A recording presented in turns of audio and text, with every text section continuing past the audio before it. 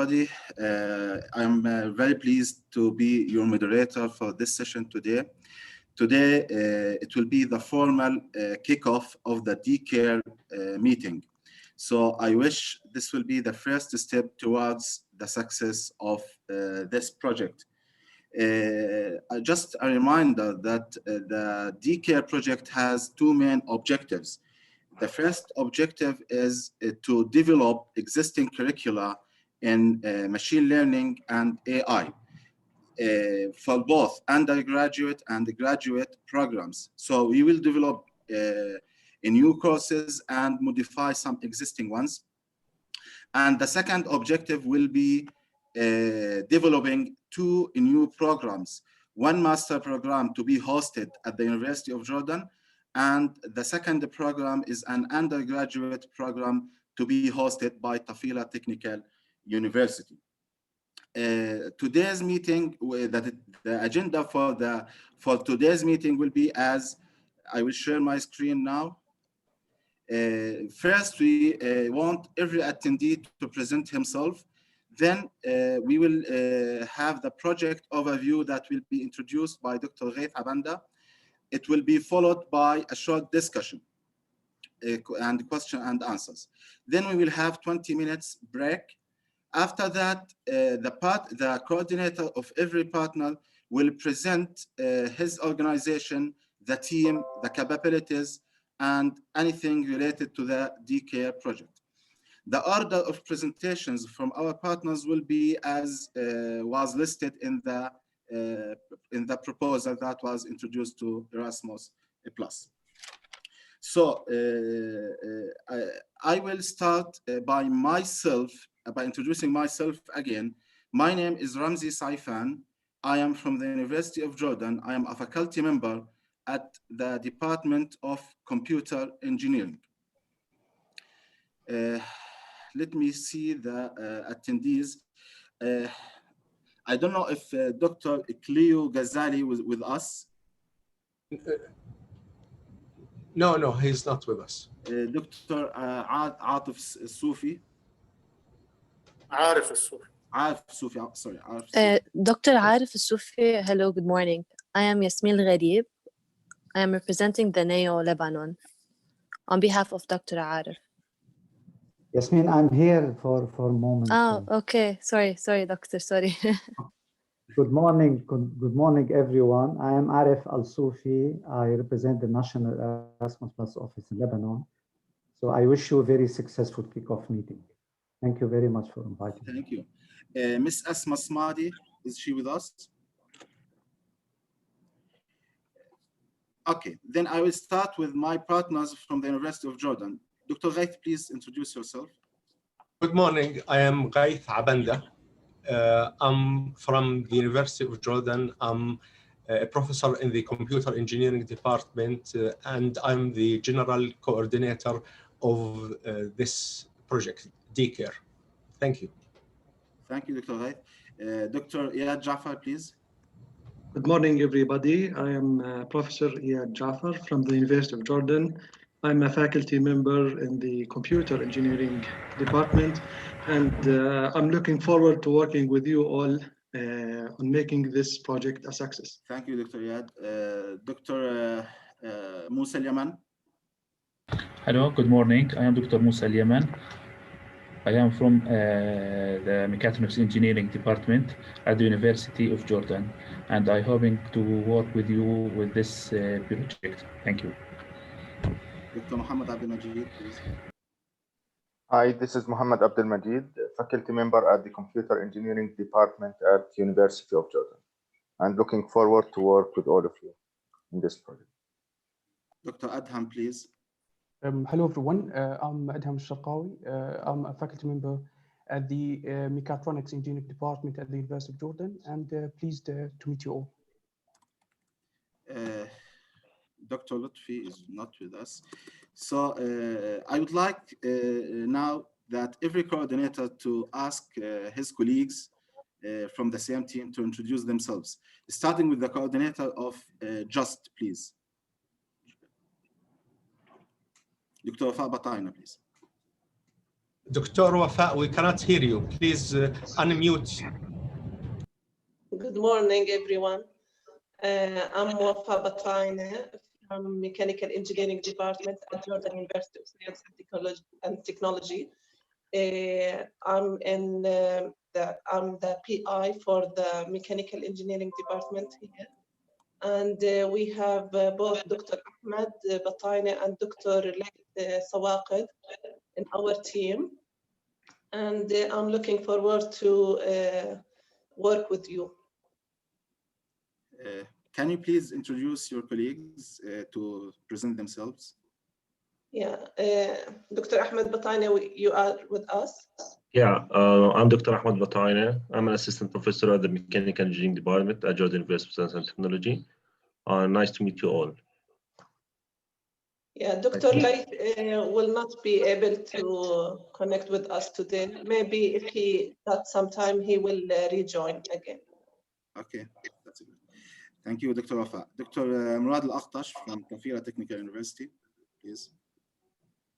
Good morning, everybody. I'm Dr. Murad Al-Akhtash from Tafila Technical University, and I'm a faculty member at the Communication and Computer Engineering Department. Looking forward to work with you and make a success story. My colleagues from the same university, Dr. Ahmed Al-Jaafri. Good morning, everybody. I am Dr. Ahmed Al-Jaafri, an associate professor of computer engineering at Communication and Computer Engineering Department, Tafila Technical University. Very happy to be a partner with you in this great project. Thank you, Dr. Ahmed. Dr. Iyad Al-Maita. Yes, okay. Hello, everybody. My name is Dr. Iyad Al-Maita from Tafila Technical University. I'm a faculty member in Electrical Engineering Department. I am happy and looking forward to work with this gorgeous group. Thank you. Thank you all. Now the coordinator of the Lebanese University, please, to introduce himself and his colleagues, please. Yeah, I am Clovis Francis, professor at the Faculty of Engineering at the Lebanese University. I am the head of the research center and the coordinator.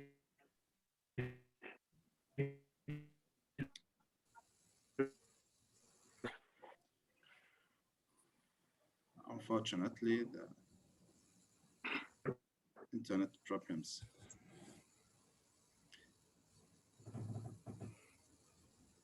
We cannot hear you, Dr. Clovis.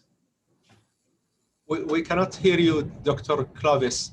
And Dr. Ramzi, please raise your voice or bring the mic closer to you. Sure. Anybody from the Lebanese University want to present himself, please? Okay, so no other. Is there anybody from Lebanese University? Okay, then we will go to Beirut Arab University, the coordinator.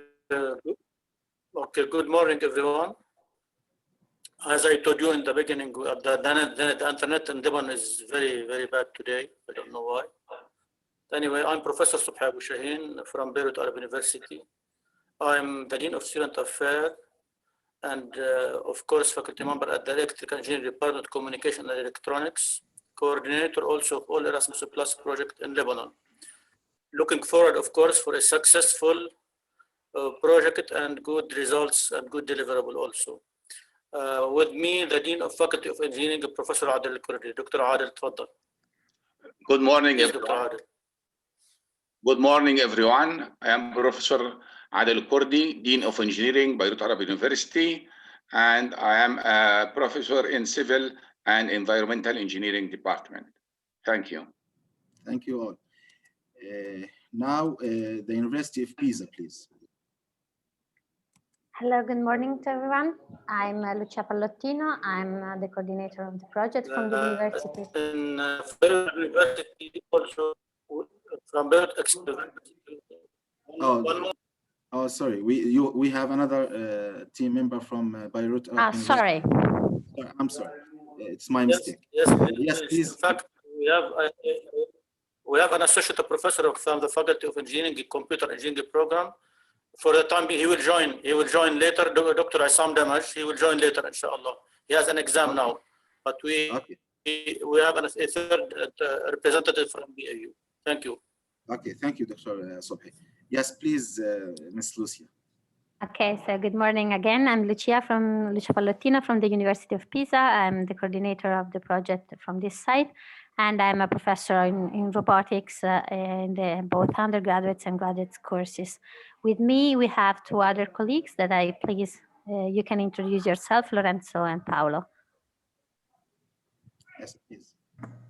Yeah, good morning, everybody from Pisa. My name is Lorenzo Pollini. I'm the coordinator of the master degree in robotics and automation at the University of Pisa, and I'm also a professor of automatic control, as Lucia is. Yes, good morning, everybody. I'm Paolo Salaris, assistant professor from the University of Pisa. I'm working on robotics and automation. Thanks. Thank you. Now the University of Genoa, please.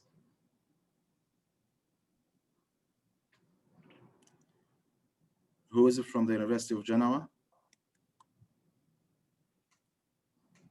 Francisco, is he with us? I don't see Francisco. Okay. So let's go to University of Granada, please. Greeting from Granada in the south of Spain. I am Jorge Casillas, a professor on computer science and artificial intelligence. I hope the rest of the team will enjoy throughout the meeting. But now I have also my colleague Irene from the administrative staff. Yes, please introduce yourself.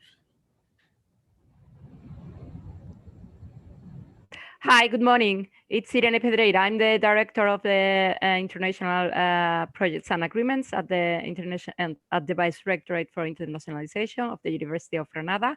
And we have also our colleague Emilio Regueira from the International Relations Office, who will take care of all the administrative and financial issues related to the project.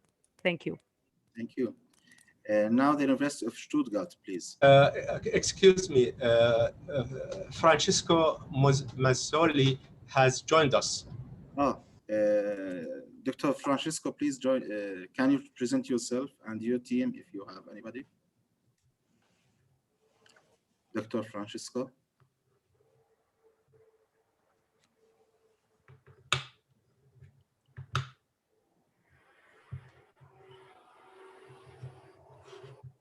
We can't hear you, Mr. Francisco. Dr. Francisco, can you please introduce yourself and if you have any team member with you?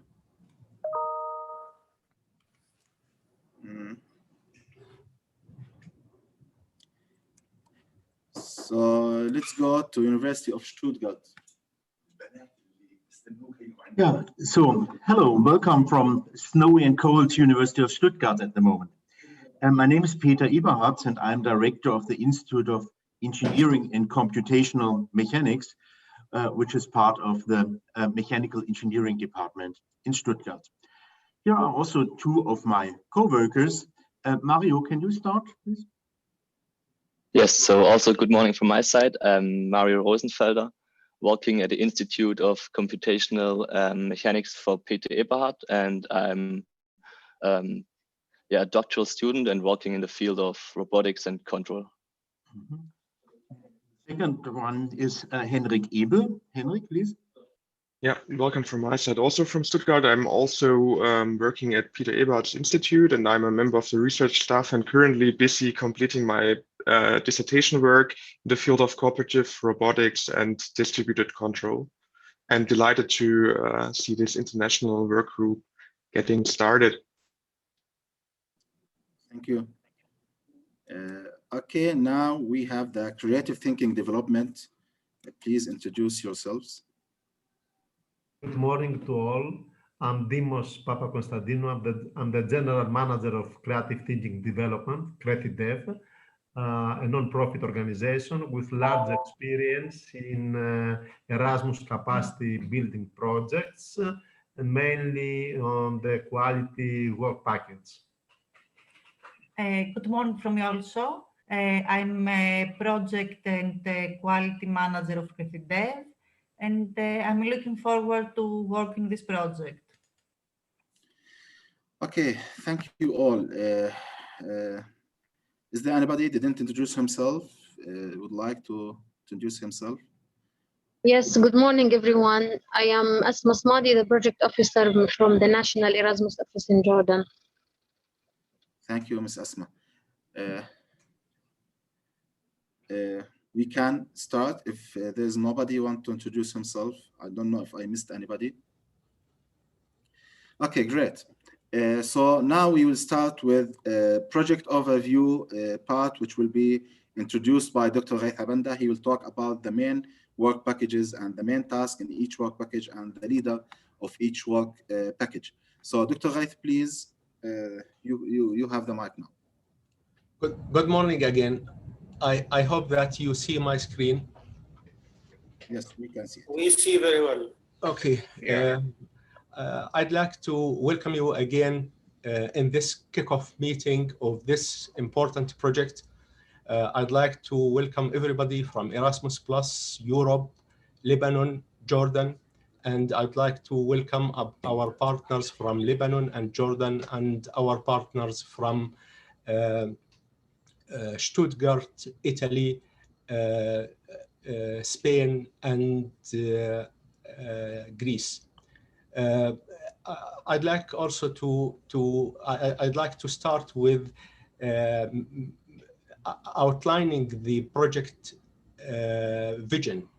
The project vision is as follows.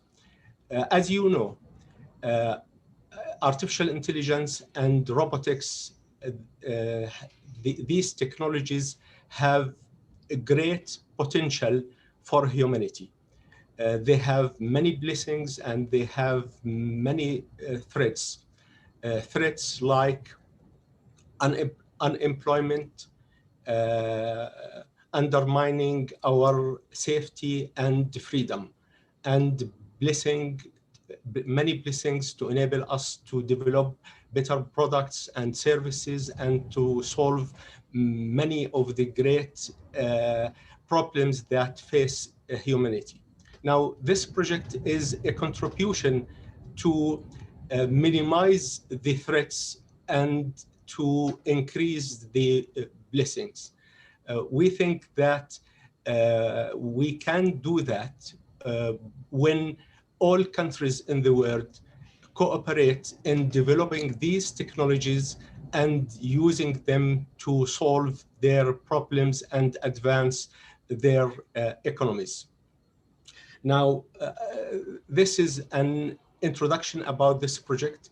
The outline, I'll talk about the consortium, the project objectives, its budget, work packages, and the activities within these work packages, an outline of the plan, some notes about management and communication, and the first steps that we'll start after this kickoff meeting. Then we have some time for discussion. This is the consortium. We have 5 countries from five partners from partner countries. The University of Jordan, Jordan University of Science and Technology. The University of Jordan is in Amman, which is almost in the center. Just is in the north. Tafila Technical University is in the south of Jordan. The 2 Lebanese university is the Lebanese University and Beirut Arab University.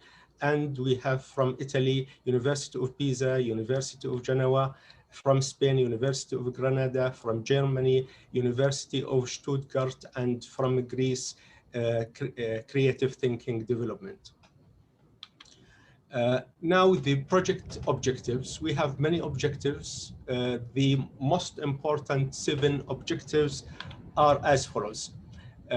The number 1 objective is qualifying experts in the field of AI and robotics who can conduct research and solve problems by utilizing the technologies of AI and robotics through, and this will be done through the establishment of a new master and a new bachelor program.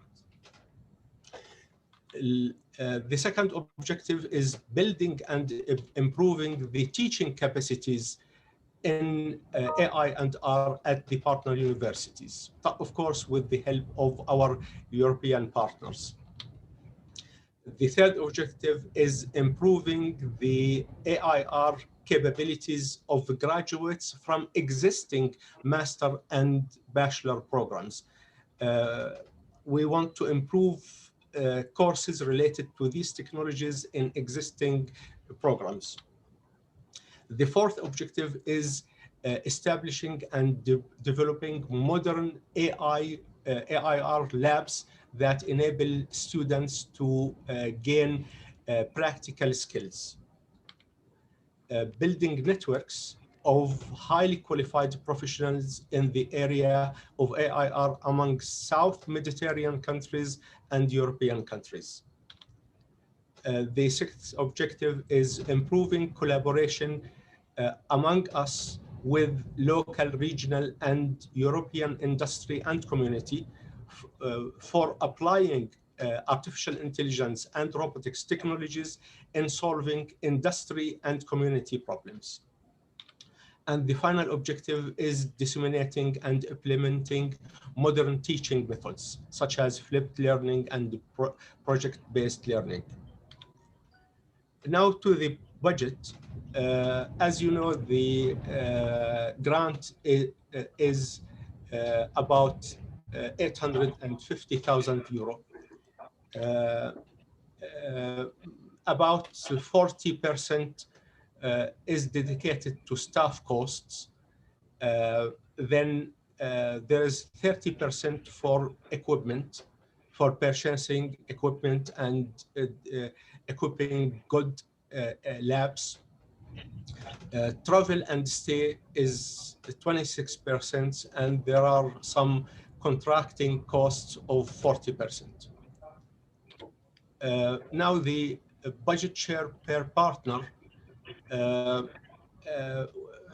The partner countries in Jordan and Lebanon take the most share because they get labs, get equipment, and it ranges from 8.9 to 24.4 in these 5 partners.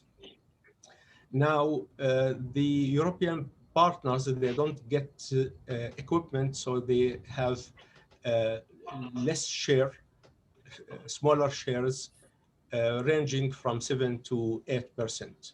And our partner from Lebanon has 4.7% share from Greece. Now, the details, this is the distribution per partner and according to staff costs, travel and stay, equipment, and subcontracting. Now, the European partners get, their rates are higher, so they get higher share of staff costs. For travel and stay, because of training, multiple staff personnel will travel to get training. So we have here higher than the share of the Europeans. The 2 universities that have new programs, Jordan University and Tafila, get higher share of equipment compared to the other university who are improving existing programs. And the subcontracting is mainly for outsourcing services for third-party auditing here and here. Now, to the work packages, we have 13 work packages. And these 13 work packages are classified into 1 preparation, 8 development, 1 quality, 2 dissemination, and 1 management. And this table shows the lead partner.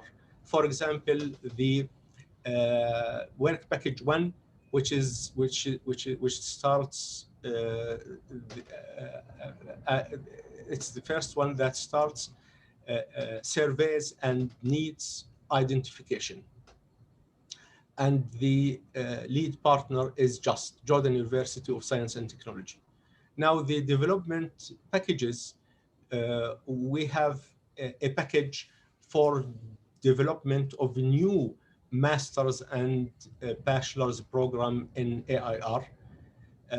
And then we have 2 work packages to implementing and starting these 2 packages in Jordan University, University of Jordan, and Tafila Technical University.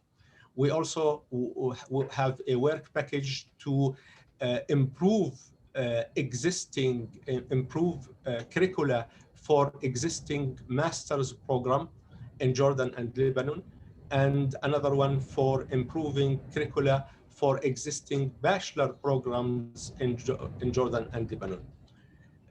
We also have a work package for building capacity in artificial intelligence and robotics in universities of partner countries, as I said, with the help of our European partners. Establishing and developing AI labs. We want to have good labs for artificial intelligence and robotics, and we want to implement modern teaching methods.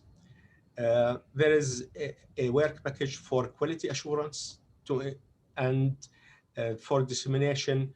There is 1 work package for collaboration with industry and community, and 1 for results dissemination. Finally, there is the work package of management. I'll give now more details about the activities within each package, and I'll be brief. The first one, surveys and needs identification. We need to identify needs. We need to survey similar master programs. We need to survey similar bachelor programs. We need to survey the training needs that the training needs of the partners, and we need to survey available facilities and equipment and what is missing and what we should buy. And the results of all these 5 activities will be put in a comprehensive surveys report. The second package is development of a new master's and bachelor's program. We need to define the structure of these programs. We need to design syllabi and content, and we need to secure approvals for these plans. Implementing the master's program in the University of Jordan, we need to advertise, we need to activate and admit students.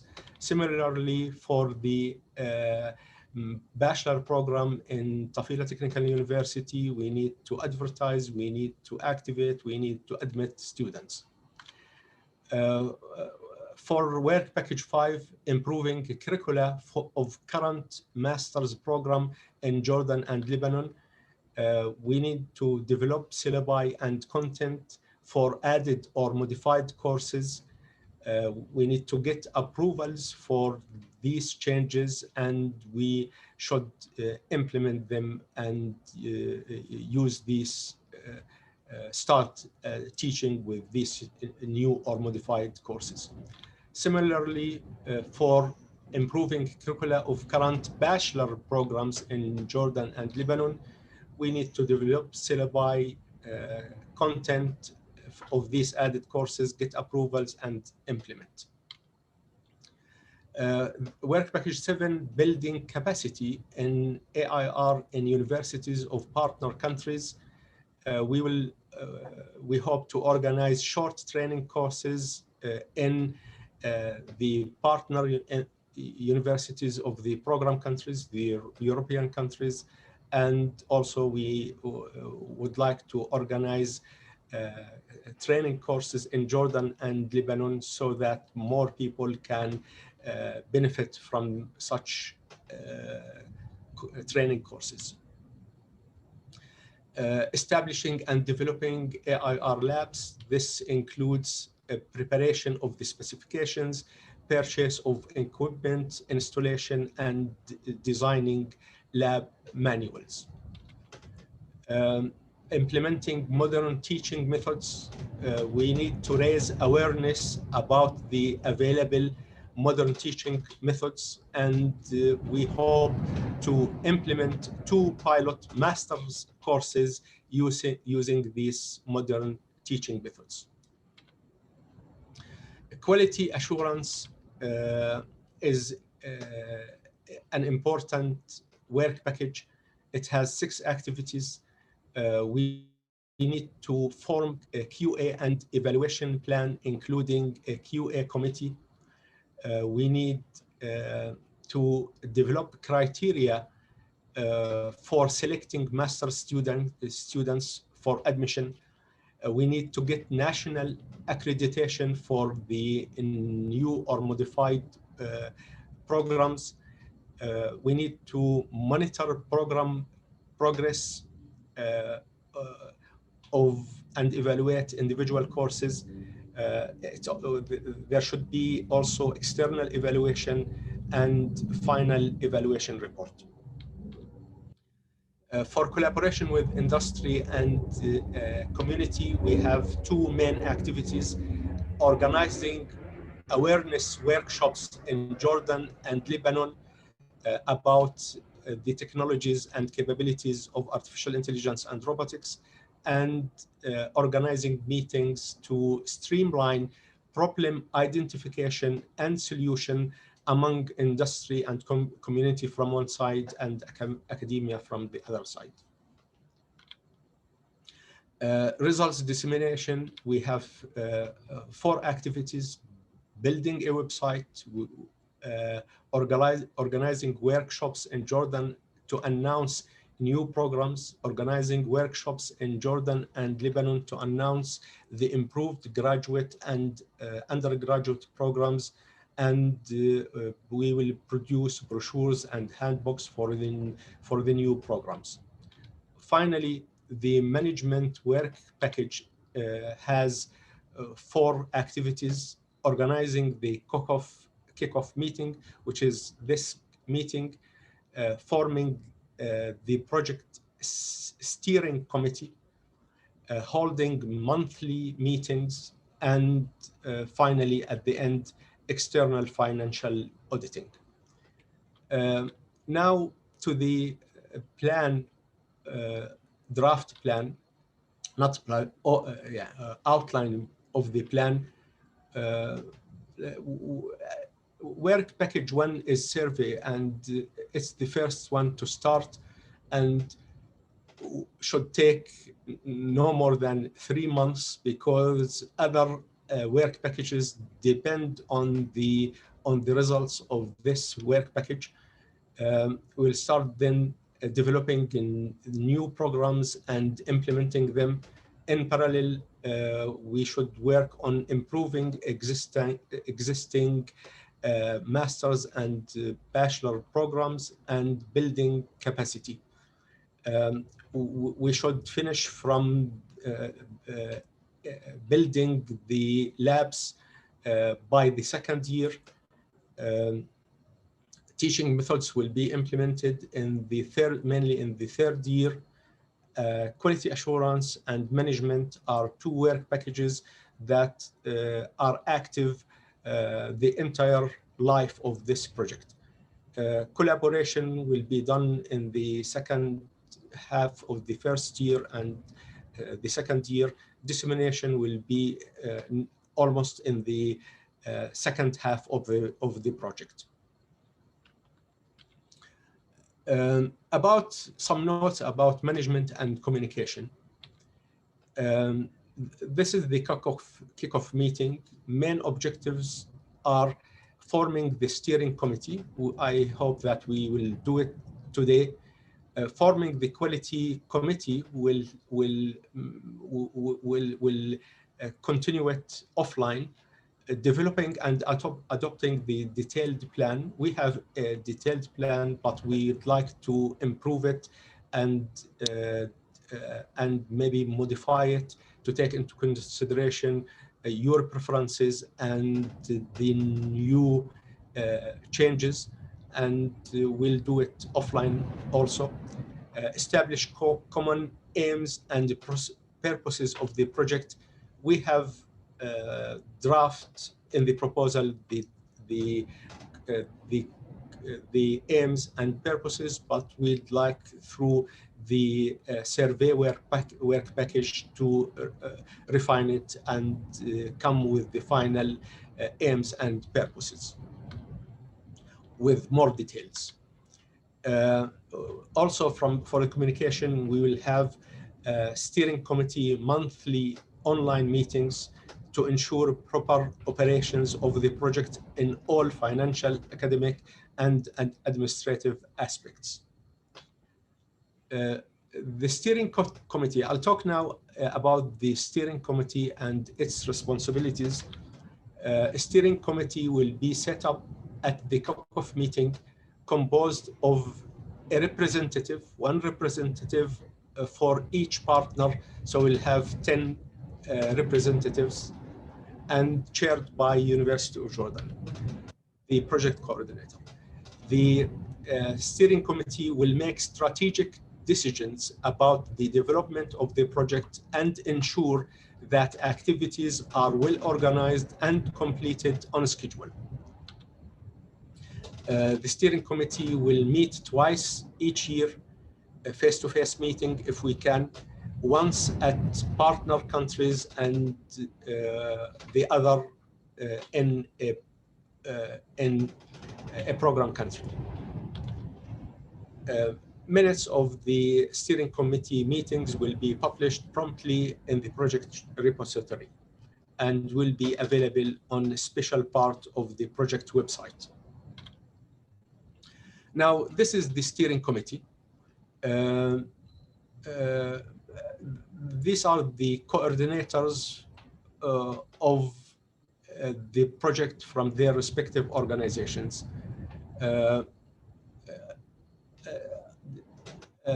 From University of Jordan, myself, Wafa Batayni from JUST, Murad Al-Aqtash TTU, Clavis Francis from Lebanese University, Sobhi Abu Shaheen from BAU, Lucia Ballotino from University of Pisa, Francisco Mazzoli from University of Genoa, Jorge Casilla from University of Granada, Peter Eberhard from University of Stuttgart, and Demos from CTD. Any notes or any is this? If I don't hear anything, then I'll consider that this is approved. Yes. Okay. Okay, thank you. Then this is our steering committee, and I'll move on. About the quality committee, quality assurance committee, I'll talk about its duties and how it is. The quality committee is composed of one representative for each partner university. I mean the partners from Jordan and Lebanon, so we'll have 5 representatives from Jordan and Lebanon, and 3 representatives from European partners. Not 5, 3 is enough. The quality committee will ensure that quality plan is developed and enforced and all activities are well organized and completed on schedule and ensure that all objectives are achieved. Now, we don't have this quality committee yet, and we'll take it offline. So please nominate members for this quality committee. I think we can now, because CTD is the lead of the quality assurance work package. So I'm suggesting that Demos is the chair of the quality committee. We need one representative from University of Jordan, just TTU, LU, and BAU, and 2 from the other 4 European universities, 2 from the other European university. Demos, is this fine with you? I would like to appoint Sophia. Sophia is more expert than me, is the quality manager for all the Erasmus capacity building projects we have. In another also project with the Jordan University. So Sophia is better. Okay. But of course I'll be next to Sophia. But Sophia is better than me. Okay. Okay. Then we'll change it to Sophia, and I'll wait for your feedback about your representatives if you want to to nominate anyone. Okay, thank you. Thank you. Now we're almost near the end about the first steps of this project. We already have developed the partnership agreement, and I will communicate it with you soon so that we sign the partnership agreements from this is it should be signed from University of Jordan from one side, and the legal representatives of the other organizations from the other sides. After that, we can do a transfer of pre-financing payment. We have already received in the University of Jordan 50% of the grant, which is the pre-financing payment, and we will transfer to you as soon as we sign the partnership agreement, your share. Please record your staff effort so that you can claim it through the normal channels in your organization. And I'd like also to invite the work packages leads to study, each lead study their work package and start leading it. It is in the proposal.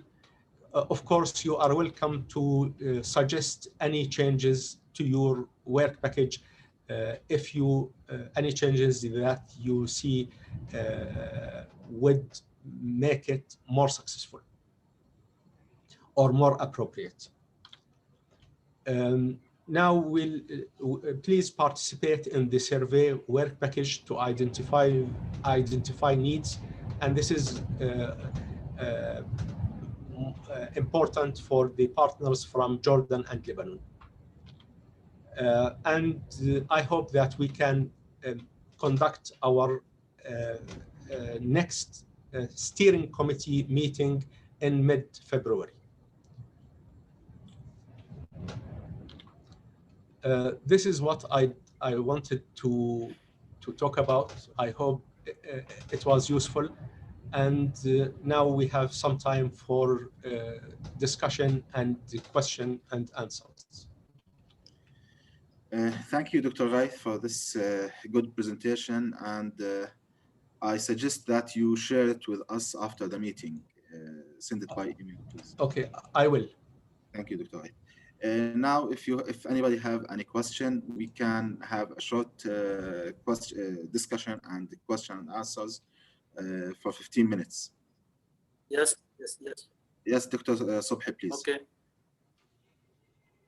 Yes, please. I don't have any questions, just to comment that many thanks, Dr. Ghaith, for this excellent and comprehensive presentation. Everything was clear on all levels. Many thanks. No comment. Thank you, Dr. Subhi, for this compliment. Thank you.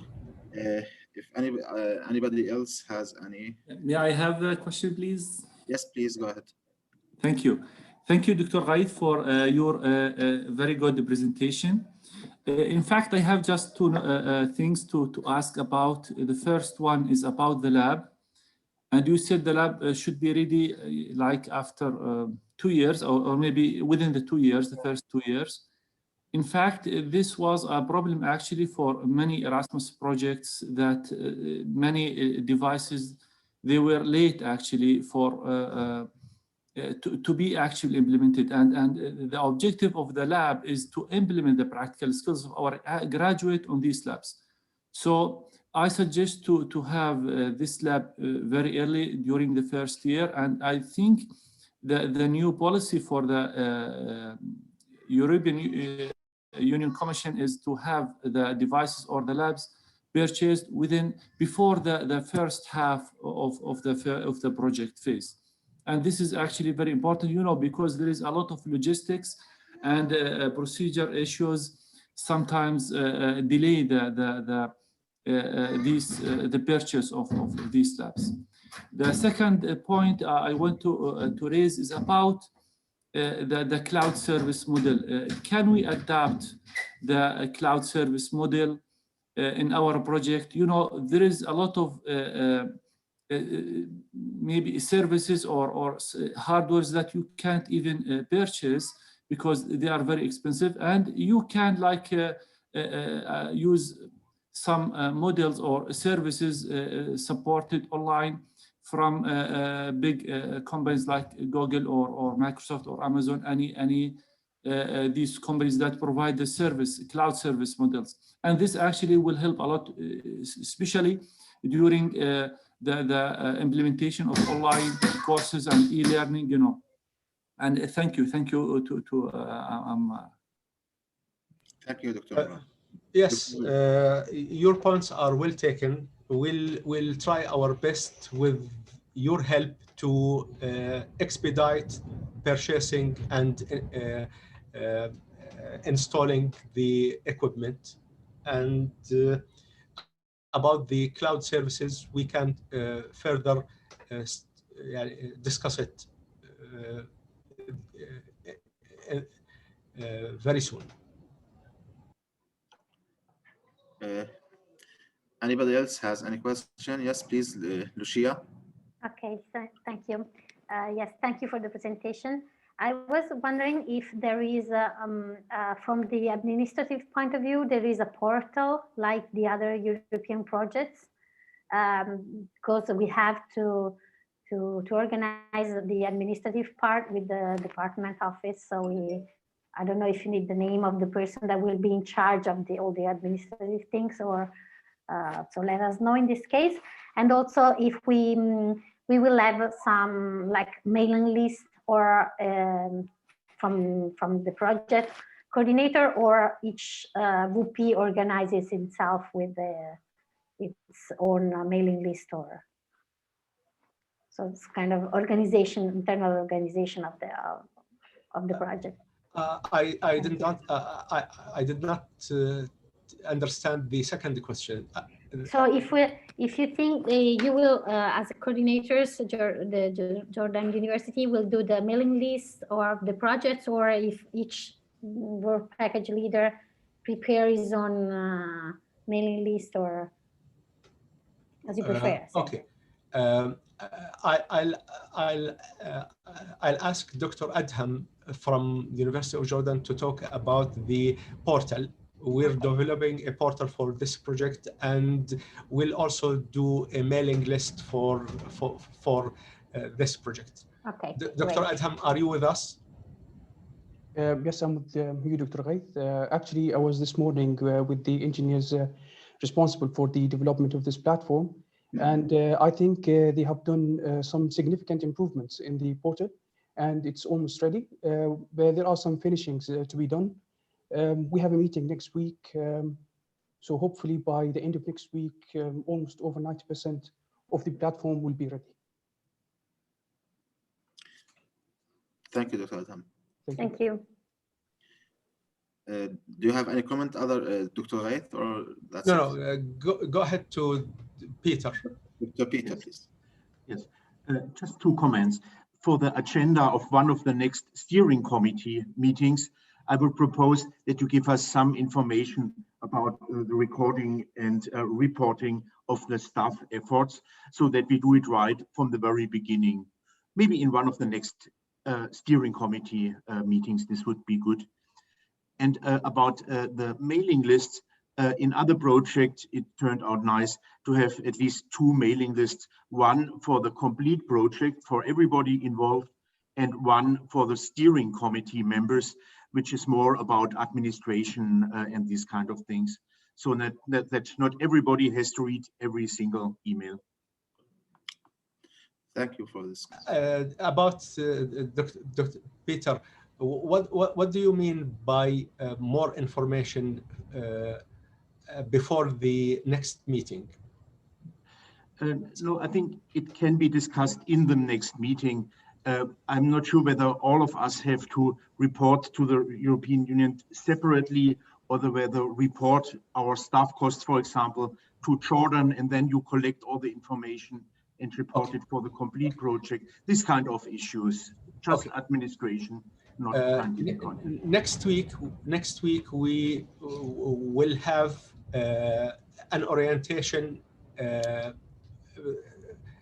organized by Erasmus Plus, how to manage and do this project, and based the information I learn and I get, I'll try to implement with you. Atif is, go ahead please, Atif.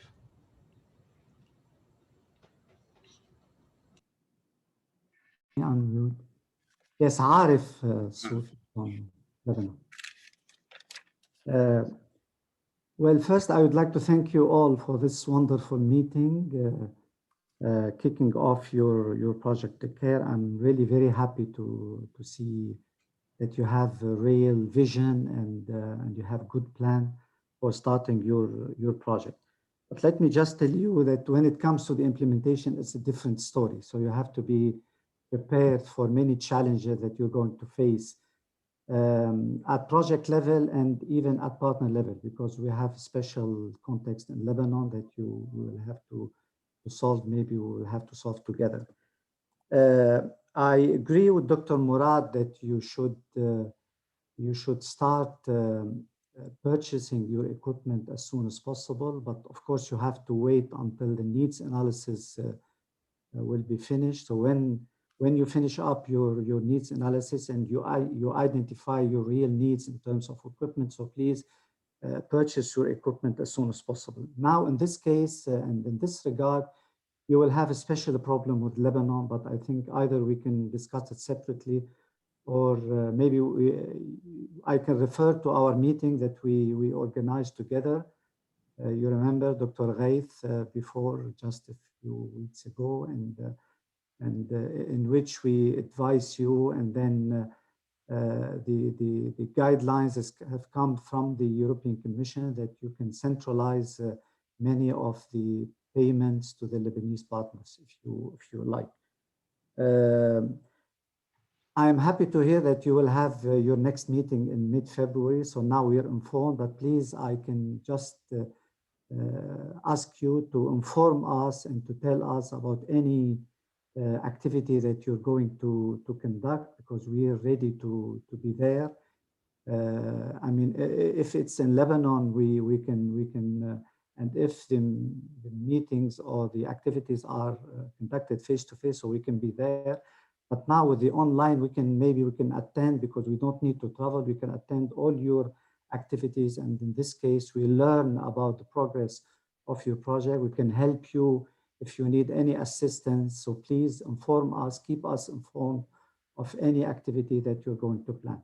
This is all I would like to say. If you have anything to ask about Lebanon's context in the light of the financial issue, that and I'm ready to ask to reply. Yeah. There are few things that are not clear related to the situation in Lebanon, but we'll take it offline. And thank you for offering this. Anybody have some question? Yes, please, Dr. Wafa. Yeah. Thank you all for being here. And I would like to ask about the first workplace, because it's our responsibility, the survey. Are you going to provide us with some guidelines? Or if you have any suggestions, are we targeting only the organizations that we have? Also, you start your schedule from the beginning of January, I think. So are we going to have 3 months? Yes, 3 months starting from the project start, which is the 15th of January. And Dr. Iyad Jafar, he has started reviewing the things related to this work package in the proposal. And I'd like to introduce him to you because he'll contact you so that we can work together to make sure that this important work package is done on time and efficiently. So would you like to say anything, Iyad? Yes, actually, Dr. Wafa, yes, I'm planning to contact you soon so that we can go over the work package details and start planning the surveys that we are going to do and how to distribute them and who are the stakeholders to contact in order to collect information about our needs at different levels. So I will contact you soon. Yeah, okay, thank you. Thank you, Dr. Iyad, Dr. Wafa, thank you. Does anybody has any question?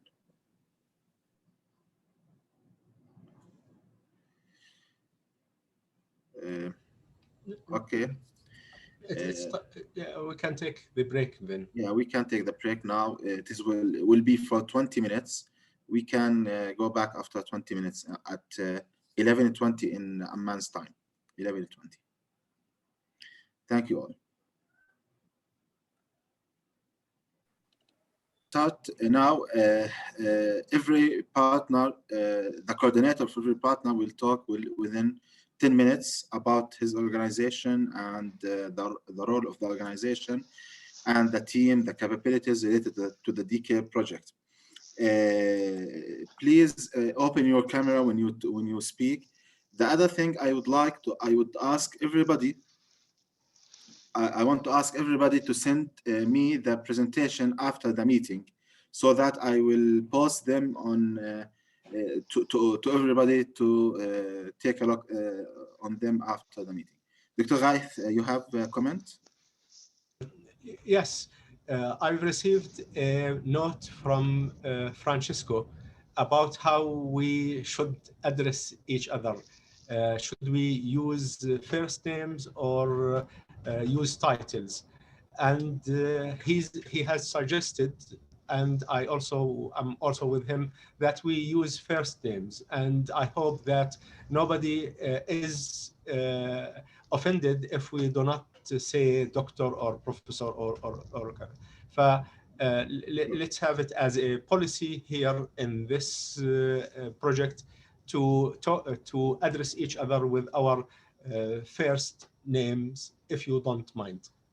No Thank problem. you. Thank you, Francisco, for this note.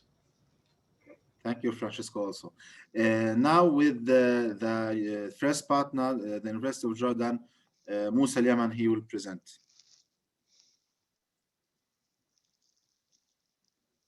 You can share the screen, Musa.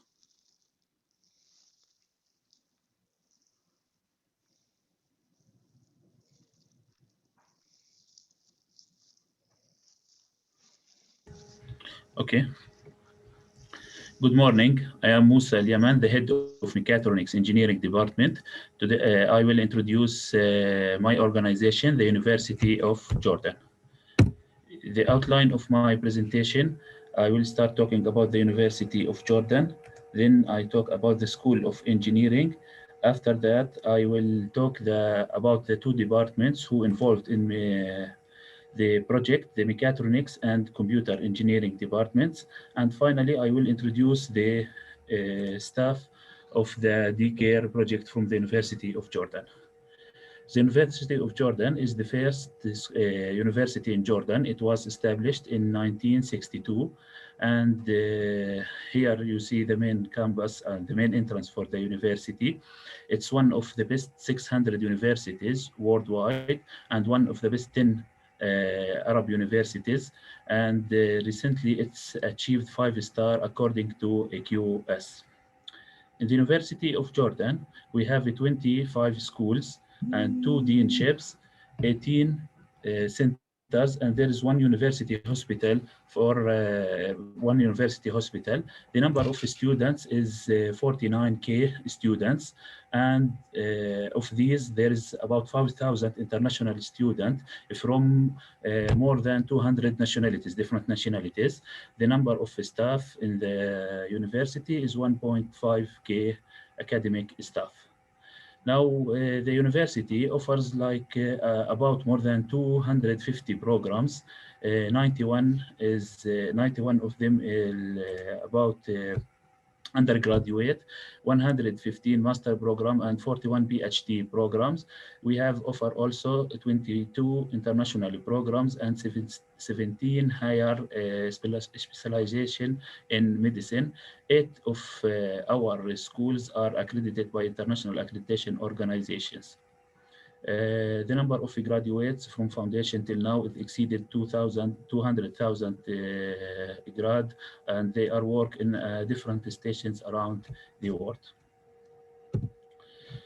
The School of Engineering, as you see here, this is the main entrance for the school, and the other picture is the night view for the court for the university, for the School of Engineering.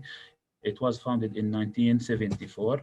It has 8 departments. 7 of them have an international accreditation with ABET, and we have more than 14 laboratories and 9 drawing rooms.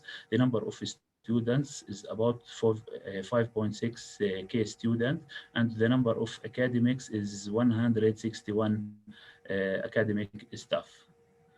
The school offers 8 undergrad programs, 16 master degree programs, and 2 PhD, and there is 1 IAST office for training for engineering student at the university, at the School of Engineering. Now, the first department involved in the DeCAIR project is Computer Engineering Department. It was established in 1999 and accepted first class in 2001. The number of faculty members now in the department are 13 faculty members, and it offers 2 programs, 1 BSc program, degree in computer engineering, and 1 MSc in computer engineering and networks. The computer engineering department is accredited with ABET. The second department is the Mechatronics Engineering Department. It was established in 2006, and the number of faculty members there is 10 faculty members, and it grants a BSc degree in Mechatronics Engineering. Also, the Mechatronics Engineering Department is accredited by ABET. Now, the DeCAIR staff that we have from computer department, they have good experience, excellent experience, sorry, in artificial intelligence.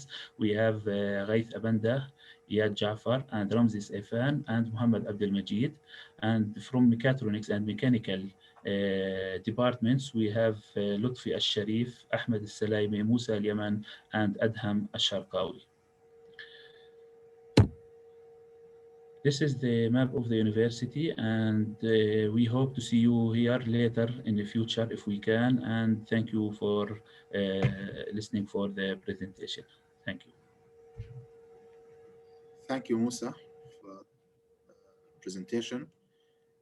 Now, Jordan University of Science and Technology, Dr. Wafa Bataina, sorry. You can speak. Are you with us, Wafa?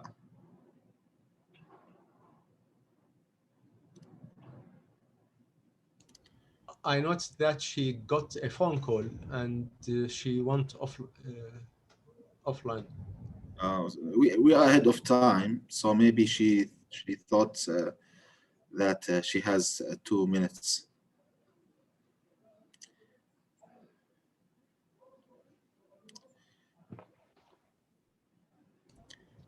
Let me call her. Yes, please.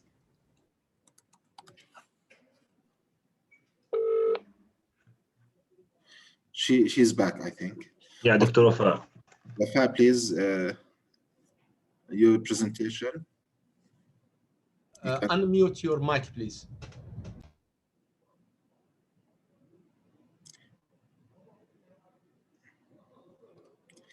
No, we still can't hear you. You're still muting your microphone. Okay. Yes, please. Sorry for that. I have some problems with my tablet. So can I share my screen now? You can, if you, yes, but we cannot. We are not seeing it yet. Yes, we see it. Okay. My name is Wafa Bataine. I'm the coordinator from Jordan University of Science and Technology. I'm an associate professor at the Mechanical Engineering Department. And I will talk briefly about our organization. First of all, I will introduce the JUST team members.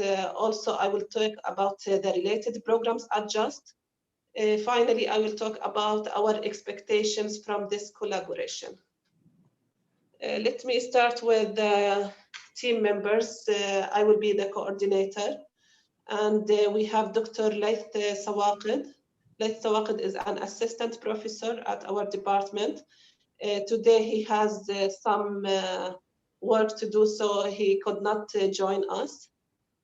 Dr. Ahmed Bataine is with us now, and he's an assistant professor.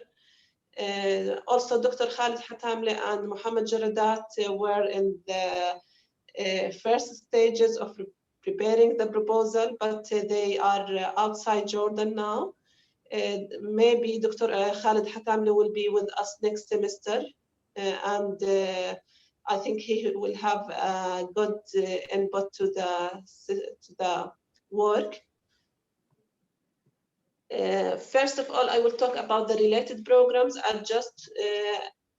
We have bachelor degree in mechanical engineering, and we have master program of mechanical engineering specialized in mechatronics. And we would like to make some improvements for these both programs. Actually, we would like to focus more on the master program. In the bachelor program, we have 3 courses that I would like to talk about. We have fundamentals of electronics and digital logic. We have microcontrollers applications, and we have control systems lab. And we would like to make some improvements for these courses, or maybe add a new course that is related to AI and robotics.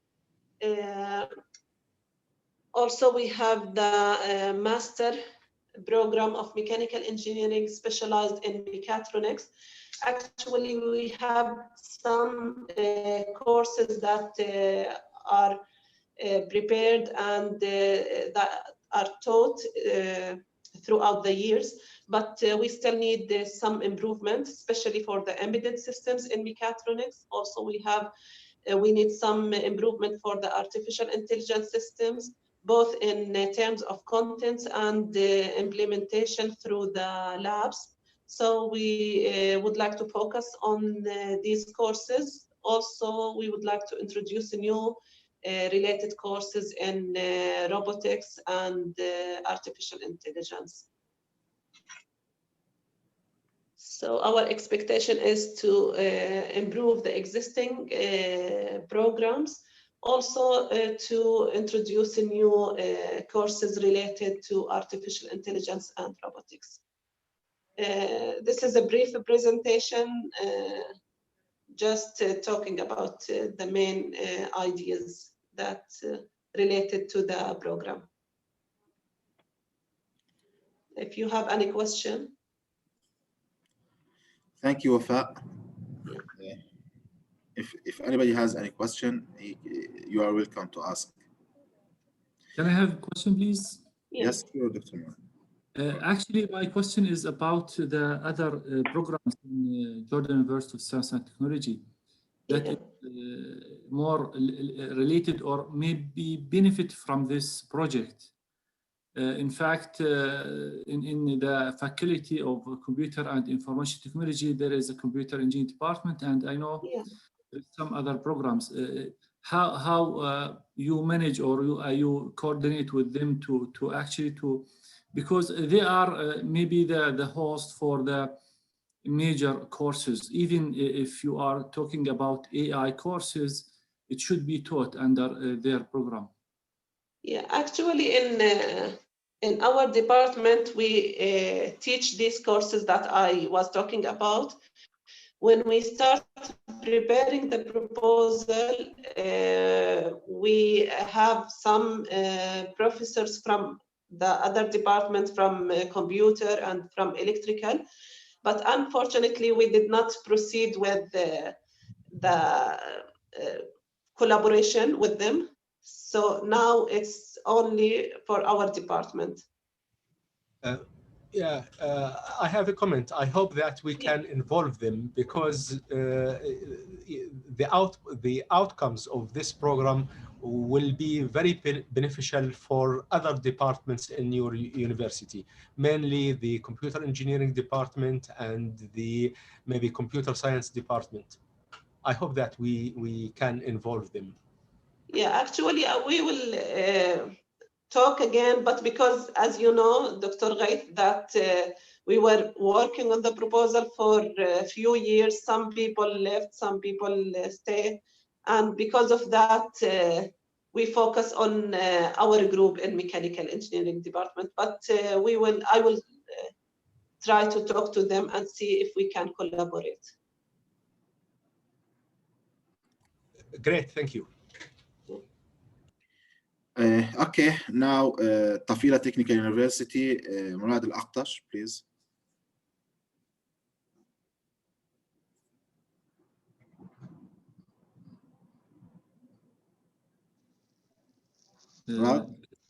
Yes, I'm trying to share my screen, but can you give me the permission to share my screen, please? I think you have the permission. There is another one. He's sharing the screen. Wafa, you need to stop sharing. Wafa. Now I think we can. Okay. Can you see my presentation now? Yes, we can see it. Okay, thank you for giving me the chance to introduce my institute, Tafila Technical University, and my team to you. Very happy and glad to meet all of you and see you maybe physically actually in the next meeting. Hope that's soon. In this very brief presentation, I will give just very brief introduction about my university, Tafila Technical University, my team, the DeCAIR team at TTU, and our expectations. First of all, Tafila Technical University is actually a recent university. It was established in January 2005. In fact, just a few days ago, it was the 16th anniversary for our university. It's located in the south, in Tafila city. TTU is the first technical university in Jordan, and it's actually focused more in technical programs, especially the engineering college, which has almost half of the programs and half of the students in the university. TTU has 6 colleges, the engineering, and recently, just this year, the ICT college, it's a science, business, education, and arts. We have 31 bachelor programs and 5 graduate programs. All of them are master. We have approximately 7,000 students and 250 faculty members. I would like to talk more about the College of Engineering because it has, as I said, the majority of our programs that will be affected by this project. In fact, we have the Intelligent Systems Engineering program. It is a bachelor program that is introduced just 2 years ago. And in fact, the idea started with this project.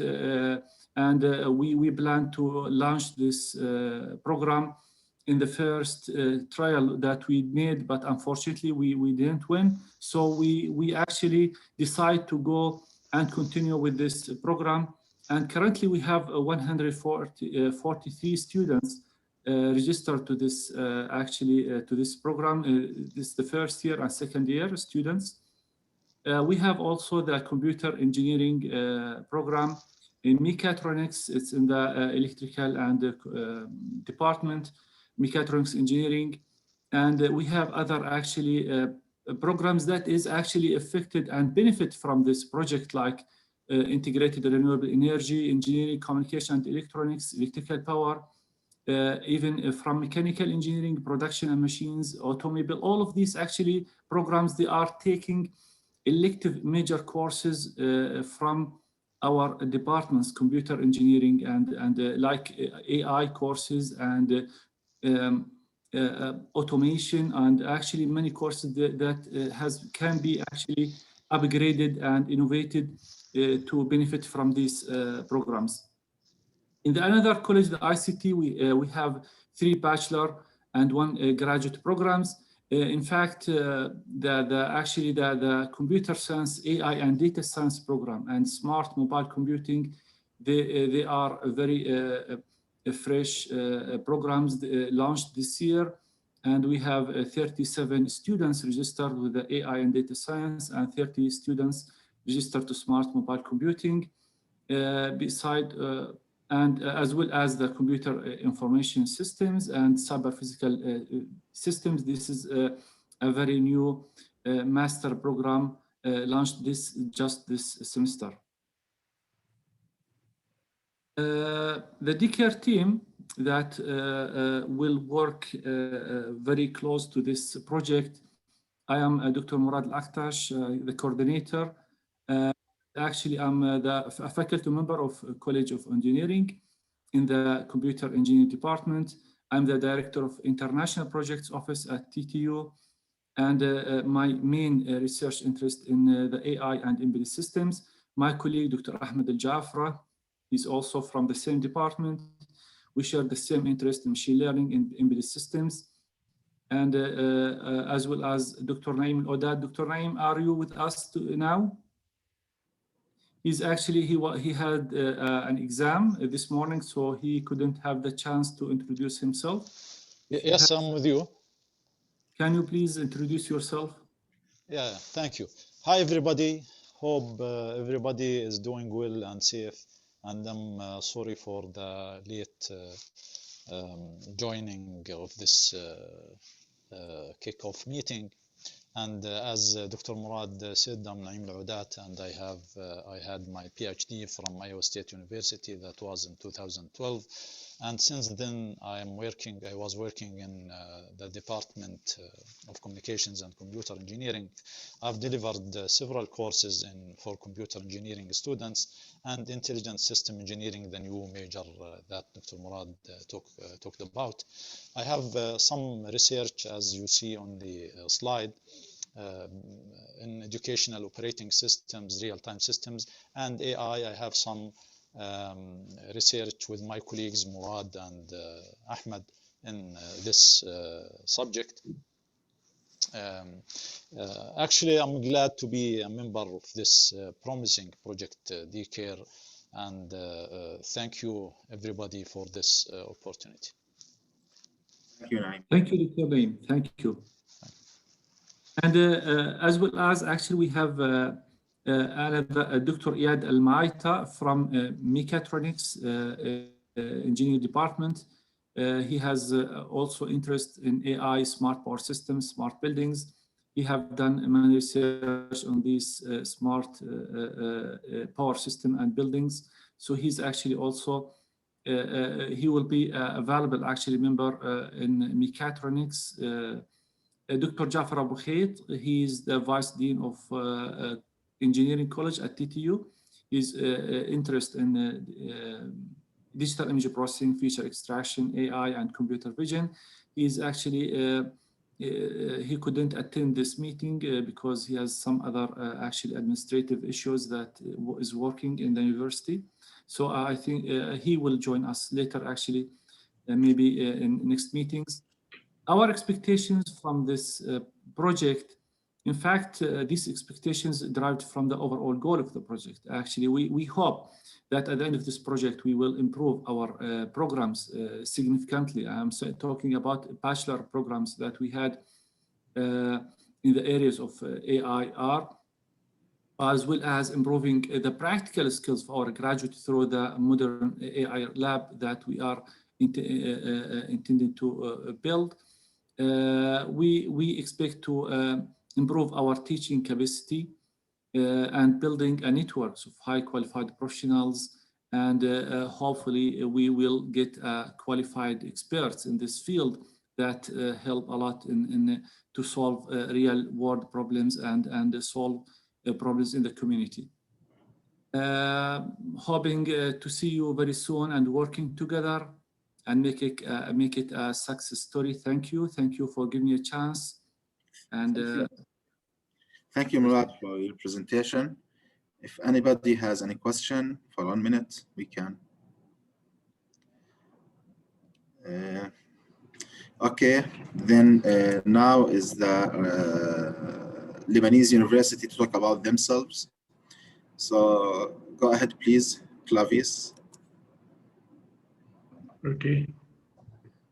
Thank you very much for giving the Lebanese universities a chance to join this challenging and interesting project. So I will do a short presentation about Lebanese University and more specifically about the Faculty of Engineering, where this project is going to be implemented. So I am Clovis Francis. I am the head of research center at the Faculty of Engineering.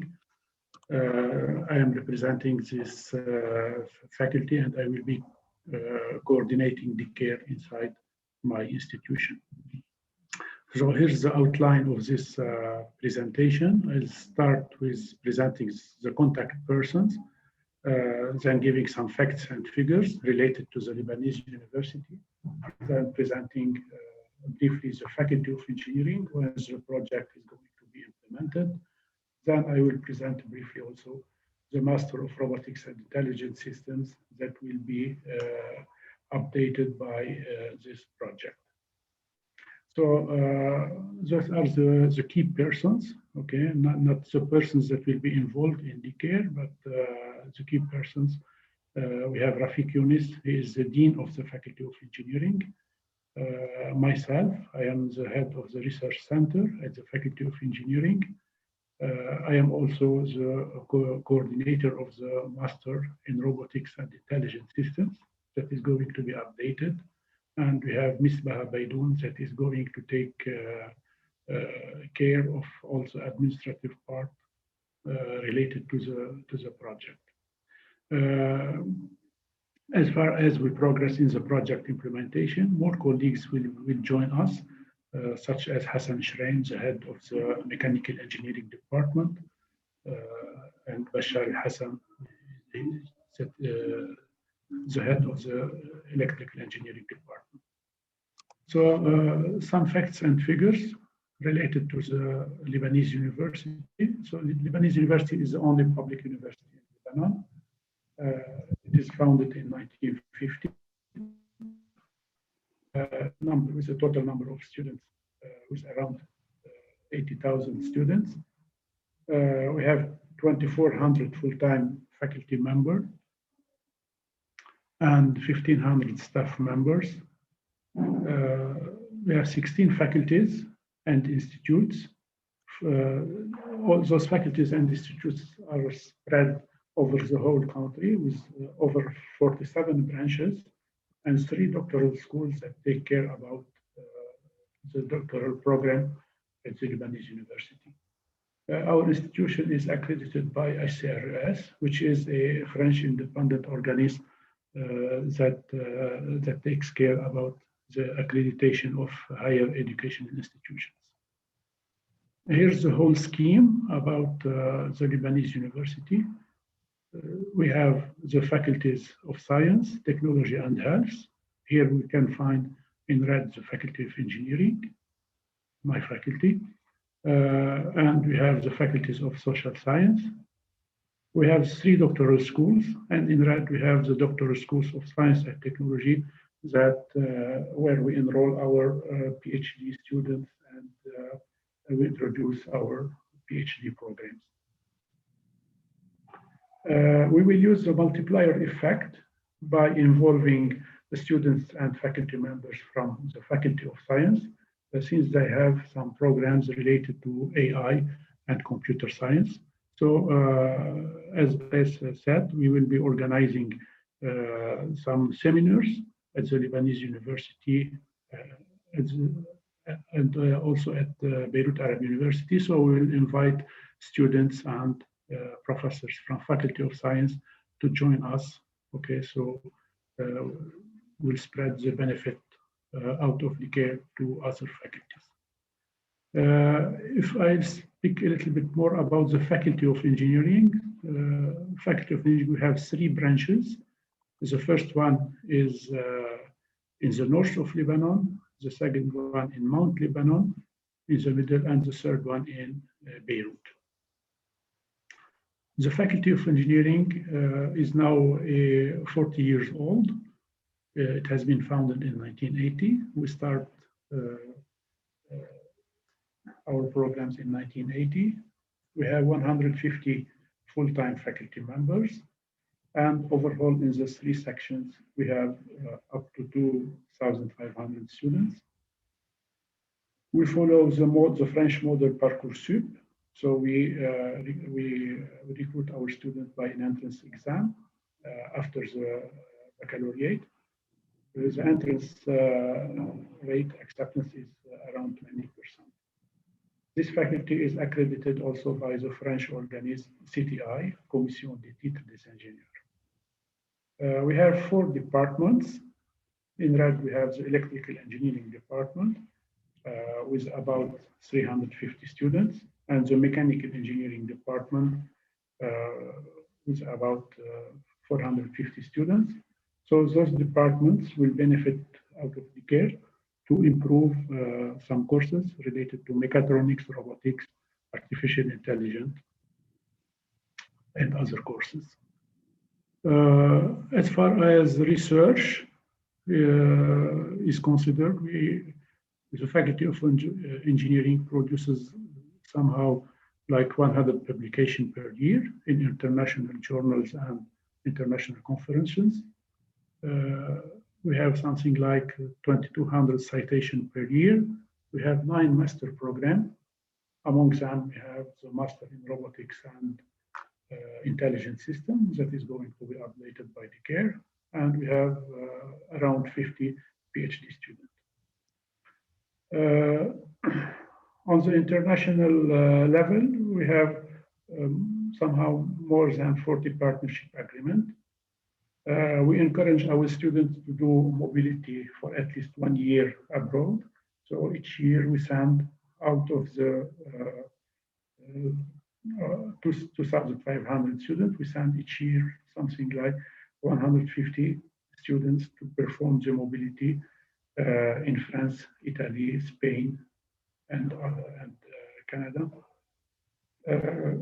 We have, out of those 9 master programs, we have 4 double-degree master programs with University of Technology Compiègne, with the University of Lille, with the University of Grenoble-Rhône-Alpes.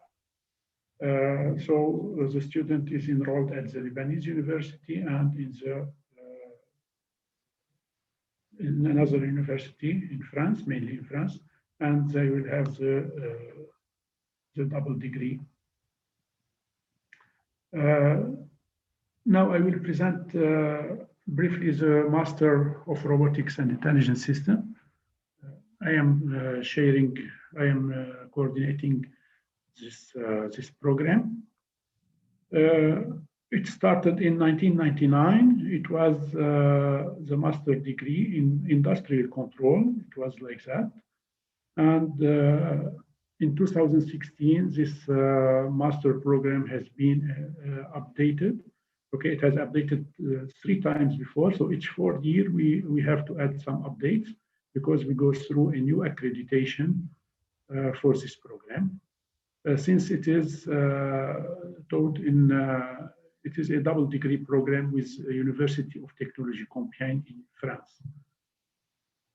In 2016, we changed the name of this master program to become Robotics and Intelligent System. We have a little bit more than 250 graduates. So this program is going to be updated by our project, DeCAIR. What are the main topics of research? One of the research topics is related to global chassis control and control of autonomous vehicle in a context of multi-vehicle. So we have two main research topics related to to improve the stability and maneuverability, comfort and handling of vehicles. And the second one related to the trajectory path planning and how to couple this trajectory path planning with longitudinal and lateral control in a autonomous vehicle framework. One other field of research and teaching in this master program is related to flying robots or drone. So we improve the stability, we improve the fault-tolerant capabilities of those flying robots by introducing new algorithms, okay, for fault-tolerant, okay, in order to build autonomous drones. So here we have 2 types of drones operating in outdoor and indoor environment. Also, we add some fault-tolerant capabilities in the perception system, okay, in order to add robustness in these flying robots. The same fault-tolerant control strategies are applied to ground robot and underwater robots. You have 1 minute, Clarice, please. Okay, I am done. Vehicle routing problem. Okay, it's an optimization problem, and we introduced topic related to machine learning in the presence of uncertainties. So all of this research is done in collaboration with universities in Europe, mainly in France and in Italy and Spain. So thank you very much. If there is any question. Thank you, Clavis. Anybody has any question for Clavis? Actually, Clavis and Subhi Abu Shaban have problem in the internet, so that he didn't start the camera.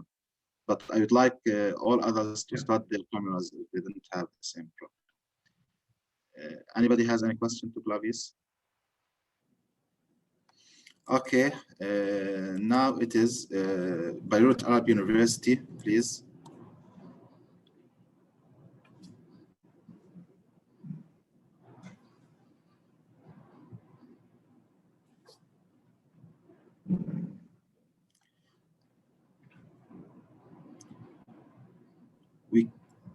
Yes, good morning, everyone.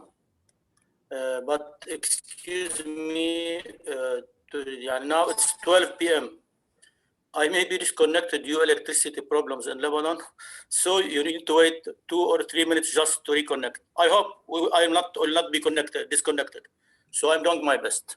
First of all, I would like to thank you very much, University of Jordan, for coordinating this project and to be part of this excellent consortium and excellent project.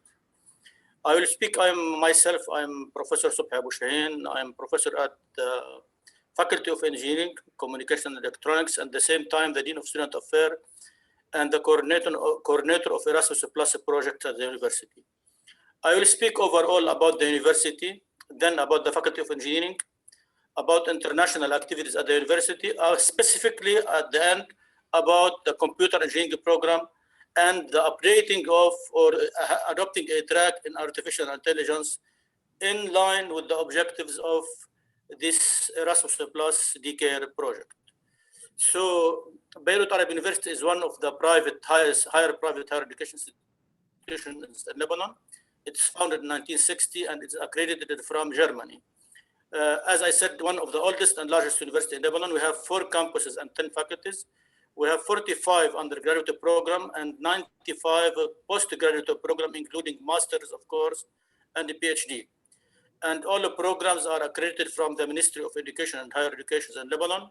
We have around 9,000 students and more than 113,000 alumni worldwide, including Jordan, of course. We have 4 campuses, as I said. One, the main campus is in Beirut. The second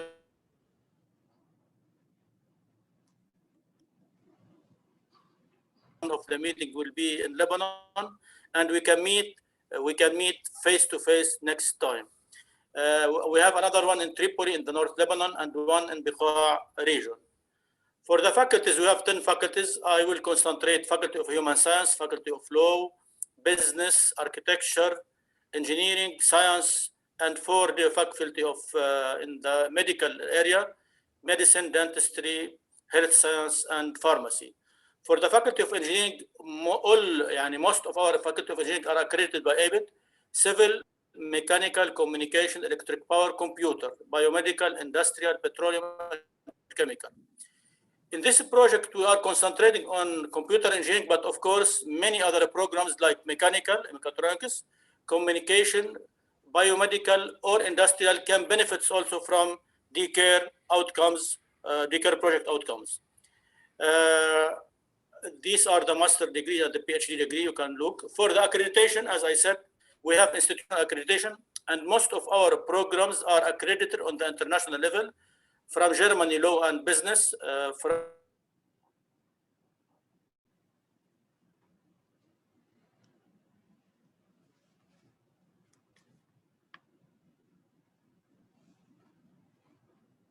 We stopped hearing you. We're not hearing you anymore, Subhi. Maybe he has the electricity problem that he mentioned at the beginning of the presentation. Subhi, are you back? So,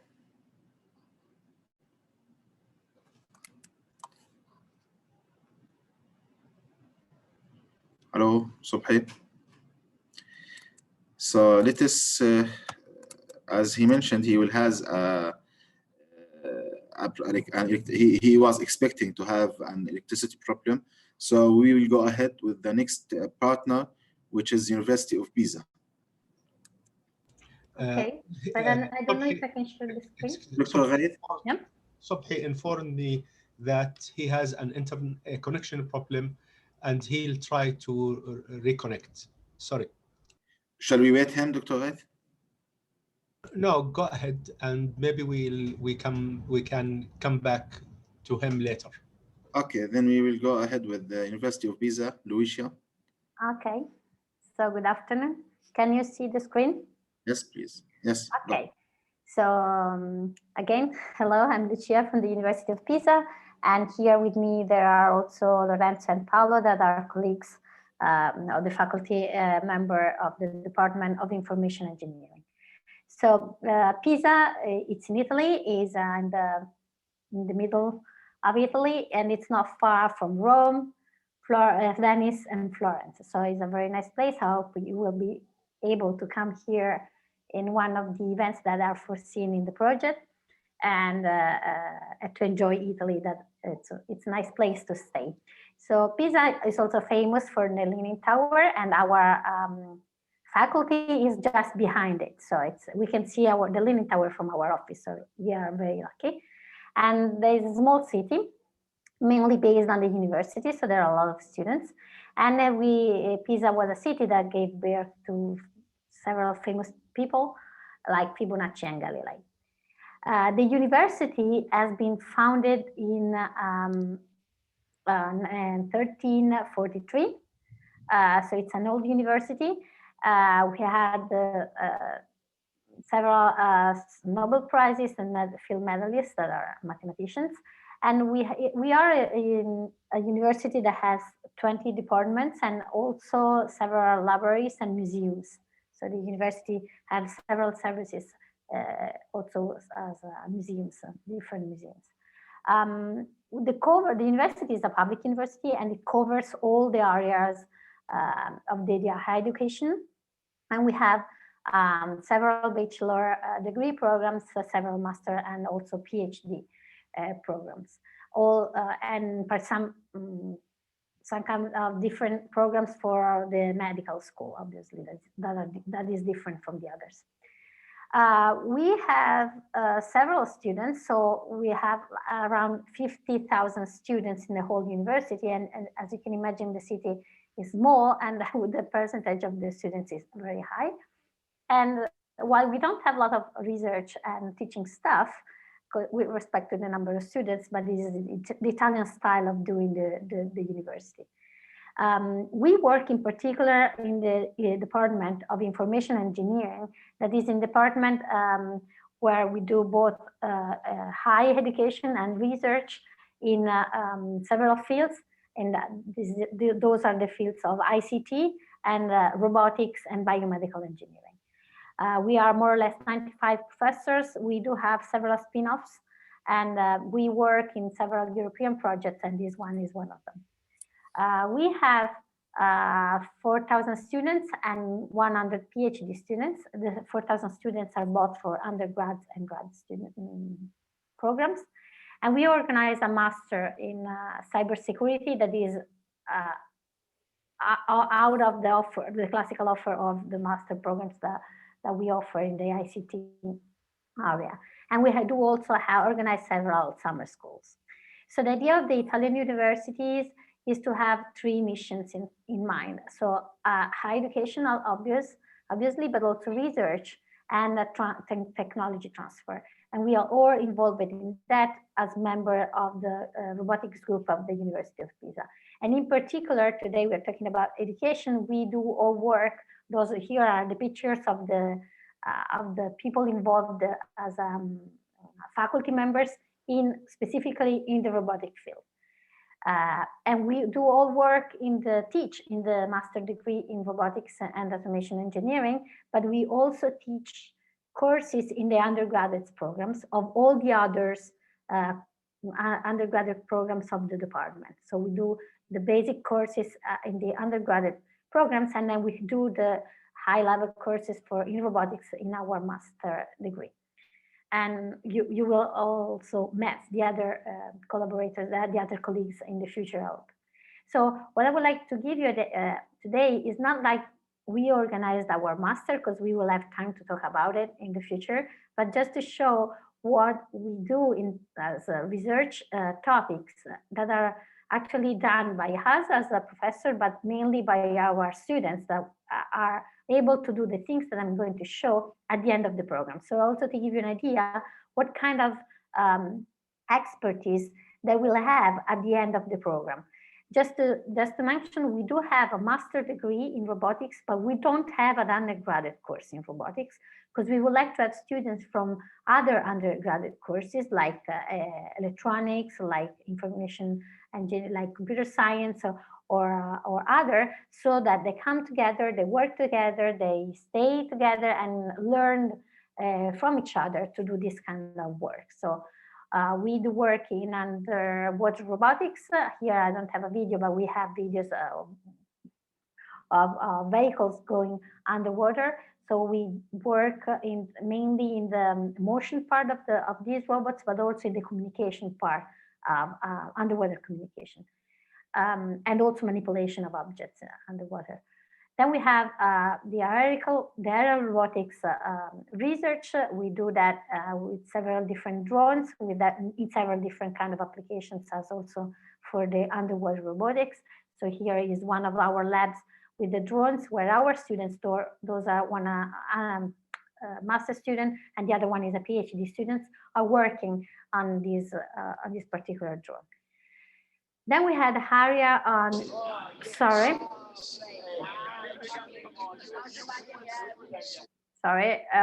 the area of humanoid robotics, where we have designed and built a humanoid in collaboration with the IIT of Geneva. This is a technological institute.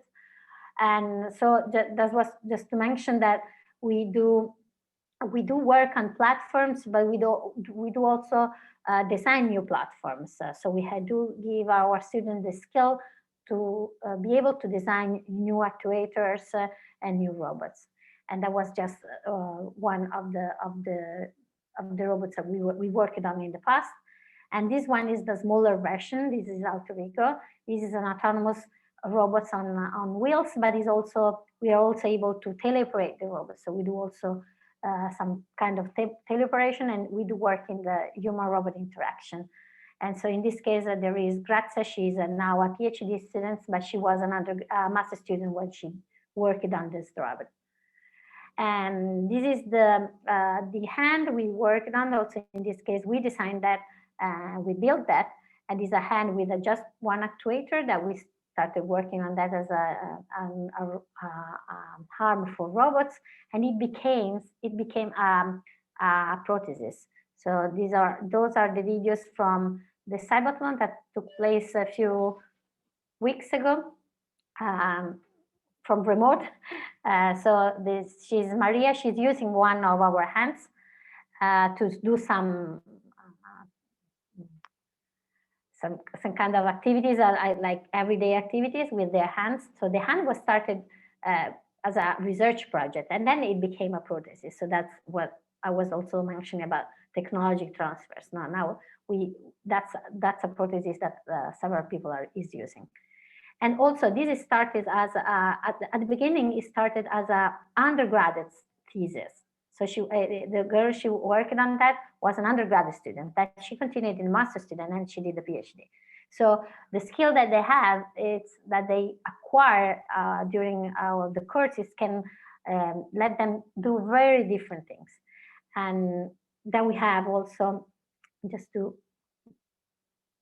go ahead, we do have also the haptic area, where we do build and design new wearable devices to replicate the sense of the tactile sense on the hand of the operator from remote. So we need to replicate the sense of touch. Okay, so we do have this kind of devices that try to do that, or as in this case, to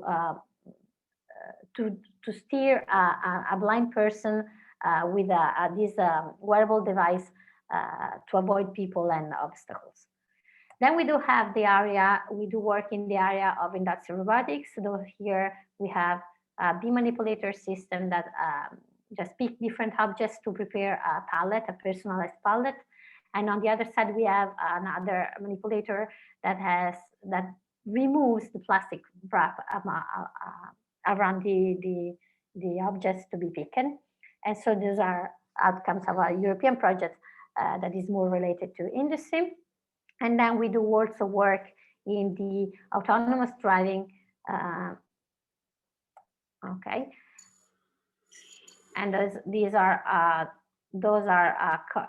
this the same car is an autonomous car for racing, and here is an example of autonomous driving on a track without other cars, and in this case it's a localization test. So we had to move the car in very narrow spaces at maximum speed, avoiding to remove the obstacles as we did now. Okay, so and that's a project that our master students are doing.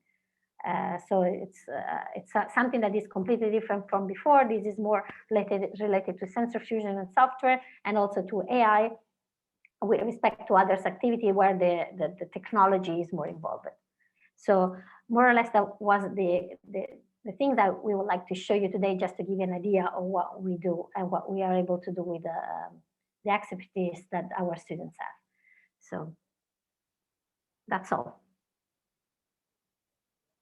I'll stop the sharing. Okay. We cannot hear you. You're mute, Dr. Ramzi. Sorry. Thank you, Lucia, for your presentation. You're welcome. These very nice videos, and gave us enthusiasm for working on this project also. Does anybody have any question to Lucia? Yeah, just a comment. Very, very interesting work. I'm glad that you are helping us. Yes, we are happy to also, because we would like to change our program also to make it more actual. So it's a good opportunity for us also to interact with you also, that we can also improve our own master program. So we are very, very happy to work on that with you all. Okay, thank you, Lucia, again. Subhi is back with us. You can, we will give you 5 minutes to complete your presentation, please. I took 2 minutes, Dr. Ramzi, before. Okay, then you have. But anyway, I will arrange myself. Don't worry about that. Thank you very much. So I will send the presentation anyway for all of you. As I told you, most of our programs are internationally accredited. Without citing them due to time, I will concentrate on computer engineering program. Also, we have international strategies where we have a huge experience since 2005 for Erasmus Tempus project, Erasmus Plus project. We are coordinating also a similar Erasmus Plus project. And also for the mobility, we have also many agreement with European institutions for Erasmus Mundus before, as well as for mobility, Erasmus Plus. The involved programs are mainly computer engineering.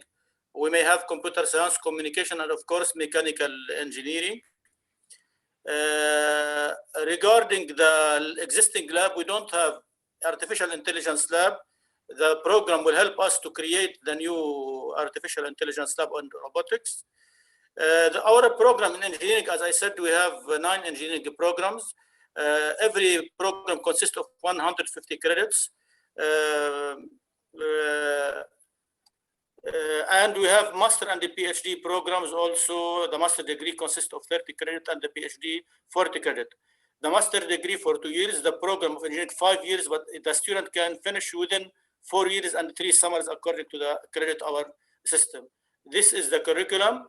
We have, as like any engineering, our programs are ABET accredited, all our programs. We have the general education requirement, the college requirement, departmental requirement, electrical and computer engineering for computer engineering, and major core requirement. Of course, and we have CAP. We have many tracks. We have artificial intelligence and machine learning tracks we are updating for the current being. And DeCAIR project will help us in this regard. Network and cyber security, hardware and embedded system, software and other things. Also, The cap and the track structure consists of 19 credits. We have 10 credits as core courses and 9 credits as elective courses for a track. For this project, the main modification will be to create a track in the computer engineering program. And of course, we can update also some or introduce some elective courses in the mechanical engineering program or in communication and electronics programs. These are some programs which can be inserted programming engineering, introduction to artificial intelligence, and these are some elective courses. Anyway, from the needs analysis, we will update accordingly.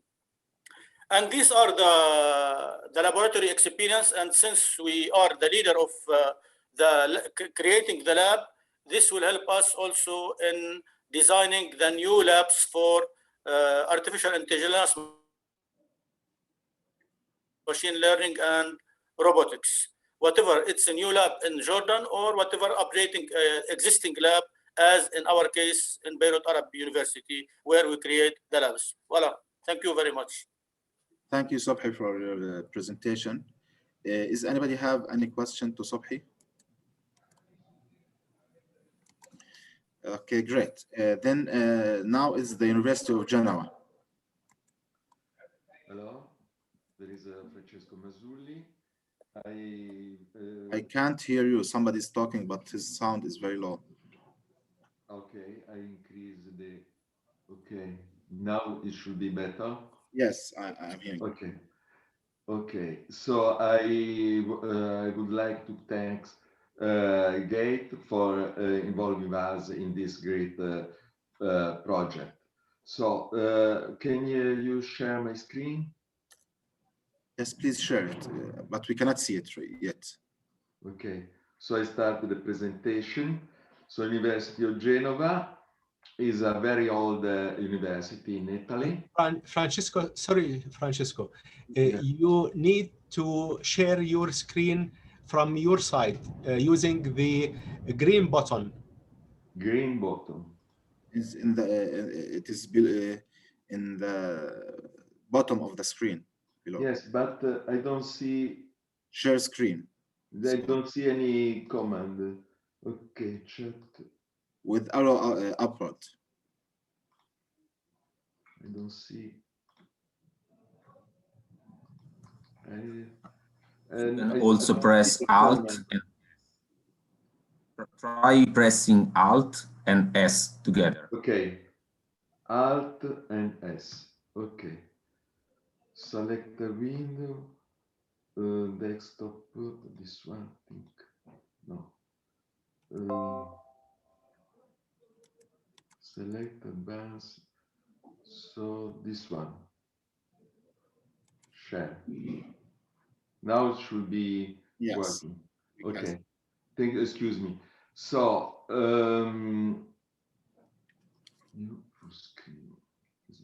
okay. The University of Genova is one of the older universities in Italy. The staff is about over 3,000 people. We have about 40,000 students and many departments. Okay. My department is the Department of Computer Science and Engineering, Bioengineering, Robotics, and System Engineering, called DBRIS, and was established 9 years ago. It's a very well-ranked institution, in particular in machine learning, pattern recognition, computer vision, and computer graphics. Okay, you see Genova here. There are two pictures, one of the port, one of the historical center. And here there are some pictures of the rectorate and our department and one lab. So we have many industrial projects, about 150 in the last few years. 35 international projects and 40 national projects in the same period, and 1,500 papers. We offer many undergraduate and graduate programs and a PhD program in computer science and system engineering, and one on bioengineering and robotics. I want to point out the Master in Computer Science that is started 5 years ago. Is taught in English and at present has 2 tracks: data science and engineering, including artificial intelligence, and software security and engineering. Considering the first track, the first year, the master is a 2-year biennial course. The first year we have data science and engineering with a subtrack on artificial intelligence, and then we have courses of machine learning, digital signals and image processing, advanced machine learning, large scale computing, speech processing and recognition, computational vision, and seminars. Okay, in the the computing subtrack, we have a difference on those courses: computer graphics, augmented reality, and computational vision and computer games. Then there is another subtrack called data-centric computing. And here we have, for example, network analysis as a peculiar course. The second year, we have courses on advanced data management, multi-agent system, data protection and privacy, data visualization, signal, digital signal image processing for the track of the Internet of Things, probably, and for visual computing we have other courses more suited. Okay, I miss this slide. So for the subtrack of artificial intelligence second year, we have those courses, and there is another subtrack that was done for the cohort of the previous year on business intelligence with some specialized courses. Okay, my research group is the computational intelligence group composed by myself and Professor Rovetta, that are Professor of Computer Science, and Professor Mastri, that is a visiting professor from Tunis, and Alberto Cabri, who is a collaborator, is an engineer collaborating with us.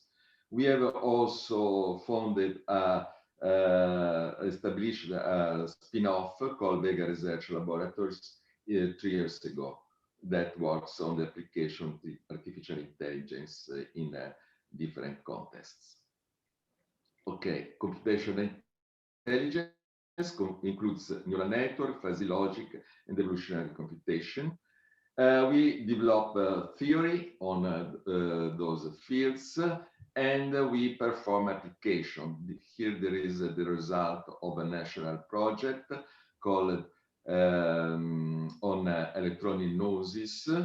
Sorry for this, the picture that is with the caption in Italian. So this is the biological nose. We have the molecules in the air that impact on the olfactive epithelia, and then there are axons, neurons that goes to the brain for the elaboration. The electronic nose is as a sampling system, and then there are sensors and electronics And at the end, we have neural networks that discriminate different kinds of molecules. Okay, we done application on the optimization of the inventory using neural networks. We perform also classification tumors on medical images using deep learning. We have developed a tool based on the camera of the laptop, able to discriminate if the eye is looking at on the right, on the left of the screen, and even with a more precise resolution. This system implies three different neural networks, one that recognizes the position of the face, one recognize the eyes, and another recognize the direction of the pupil. At present, we are involved in collaboration with our spin-off company on a circular economy and the problem of the optimal recovery of different chemical materials from electronic devices that are waste electronic devices. So we are the electronic boards allow us contains very precious materials, gold, tantalum, antimony, etc. But it's very difficult to extract those materials with high efficiencies. The idea is to select particular components in the electronic boards and recycle them. To do that, we perform, we develop an image recognition technique based on deep learning that is able to discriminate the different components. Nowadays, we are involved also in another project in collaboration with our spin-off Vega Research Laboratories and another company called IMARC. The project concerns the elaboration of signals coming from 6 smart lamps that are located in historical center of Genova. We have cameras and audio sensors. The camera were developed by IMARC and the audio sensor by our spin-off company, VR Labs. So they are located, for example, in a place in the historical center. In this case, the aim is to security, to study possible problems of security in the town. Instead, in this different site, where there is a road, we use the cameras and in order to recognize the monitoring the traffic, the urban traffic, and also to perform prediction. You have 1 minute, please. Yeah, so this is the hardware we have developed for this sensor, for the audio sensor. We have a flow of 21 gigabytes per day that we must process and extract relevant information. The hardware is composed by Raspberry and MEMS microphones. Okay, we apply for the traffic forecasting. We apply an algorithm based on clustering and neural networks, that is able to forecast the flow in the next 5-10 minutes.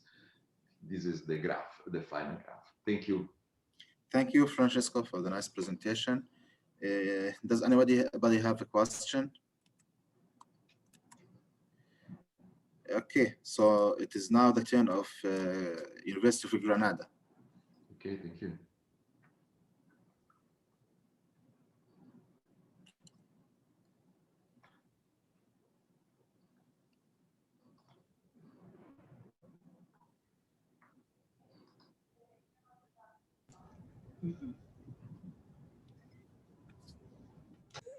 Just a minute, please. I don't know what's happening. Okay, now. Can you hear me? Yes. Okay. Thank you.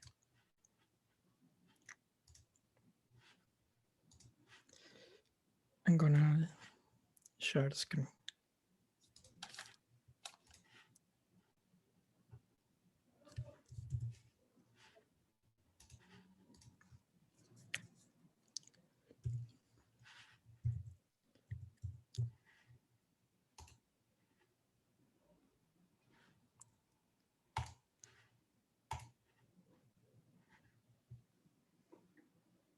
Yes, we Yeah. can.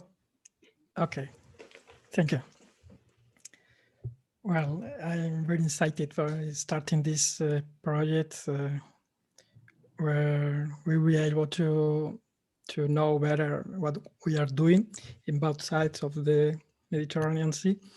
I hope it will be very fruitful. Well, we are at the University of Granada. And my name is Jorge Casillas. I'm professor at the Department of Computer Science and Artificial Intelligence. And here you have my website where you can check any contact details. Granada is located in the south of Spain. It's halfway between the Mediterranean Sea and the highest mountains of the peninsula. Granada is one of the most touristic cities in Spain, thanks to the richness of its monuments, gastronomy, and leisure offer, and especially because of the most famous monument in Spain, is the Alhambra. It's an Arabic palace built in the 14th century. And as you know, probably it's a UNESCO World Heritage Site. As you can see, it's very beautiful, and I hope you will have the chance to visit us, know it. We have also monuments, as the cathedral and many others. And the city is also very lively, as you will know. We love flamenco, music, food. And as I say, we are only 40 minutes to the Mediterranean Sea and 30 minutes to the southernmost ski resort in Europe, and also the highest in Spain, with more than 100 kilometers of slopes. And of course, we have one of the most important university in our country, the University of Granada. The University of Granada was founded by Charles V in 1526 and granted a papal bull in 1531. So we are in 10 years, we will have 500 years. It would follow with, by the way, footsteps of the Madrasa of Granada, type of university founded by Yusuf I, the Sultan of Granada, in the 14th century. We offer a wide range of undergraduate and postgraduate programs. For example, 2 years ago, we have this data about 103 bachelor's degrees in all knowledge areas, 112 master's degrees, and 28 doctoral programs. We have also an extensive range of languages online, specialist and summer courses. University of Granada is truly a multicultural environment. The students come from more than 100 countries. It's very, we encourage the internationality of this university. It's a perfect bridge between Europe, America, and Mediterranean, with 2 campuses in North Africa, as Ceuta and Melilla, that also belong to the University of Granada. The University of Granada has been, I think it was forever, since Erasmus started to be developed, has been the most popular destination for students in all Europe. So we receive hundreds of European Erasmus students every year. Also, it's very important, very significant, the impact of socioeconomic of the city and the province. the University of Granada is more than 6%, represent more than 6% the province in GDP. We have about 60,000 students. As I say, we are also very interested in promoting the internationality.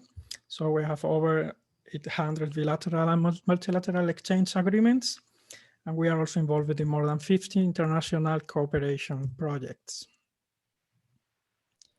Among many examples, because of the nature of this project, I think it will be interesting to highlight that there are some examples about excellence in education, research, and knowledge transfer in the field of Arabic studies, among others. So we have faculties of fine arts, translation and interpretation, political science and sociology, Euro-Arab Foundation for higher studies, even a school of Alhambra, and we also have a MOOC, MOOC, entitled Alhambra History, Heritage, and Art.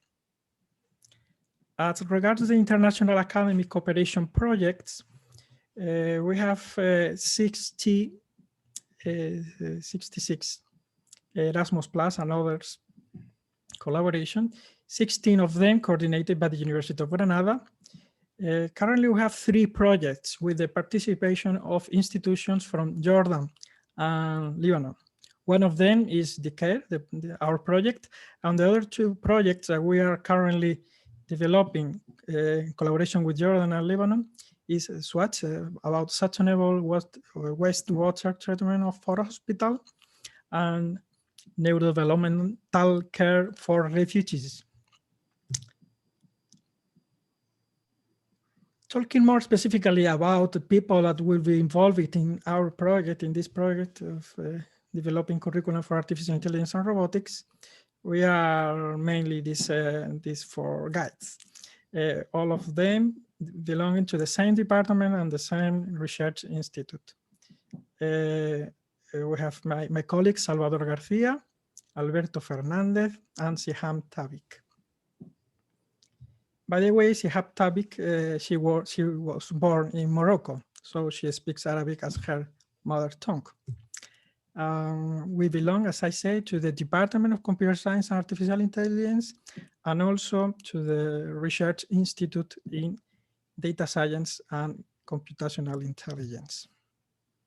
So, talking about the Department of Computer Science and Artificial Intelligence, their objectives are more focused on academic and also promoting research. We have 75 permanent teachers only in artificial intelligence. I'm not talking about computers in general. There are other departments for different fields of computers. Because of that, it's the largest artificial intelligence university department in Spain. In computer science and engineering, University of Granada is ranked in top 20 of Europe by the Shanghai ranking, the last one of 2020. As regards the Research Institute, where all the staff we belong to, it is called Andalusian Inter-University Institute on Data Science and Computational Intelligence. It's a research institute promoted by the University of Granada and also other 2 universities of Andalusia, Jaén and Córdoba.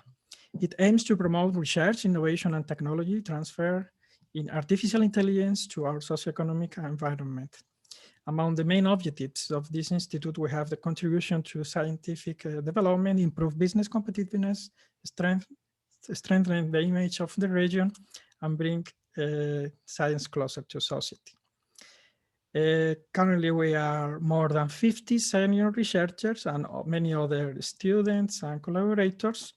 And among us, there are 10 highly cited researchers by Clarivate Analytics. One of them is Salvador Garcia, that is part of this team. Alberto Fernandez was also highly cited researcher in some other, a few years ago. The staff experience, I am talking about mainly about the core of the team, as I explained, which Alberto, Salvador, Siham, and me. We have experience both in research and teaching in topics like meta-heuristics, evolutionary algorithms, optimization, fuzzy system, fuzzy control, uncertainty. Also, it's very important for us, machine learning, big data, data preprocessing, deep learning. We have a deep experience in all these topics. Incremental learning, anomaly detection, data stream mining. Also, we have teaching cloud computing services and applications. And also we are researching in fairness in machine learning, explainable artificial intelligence.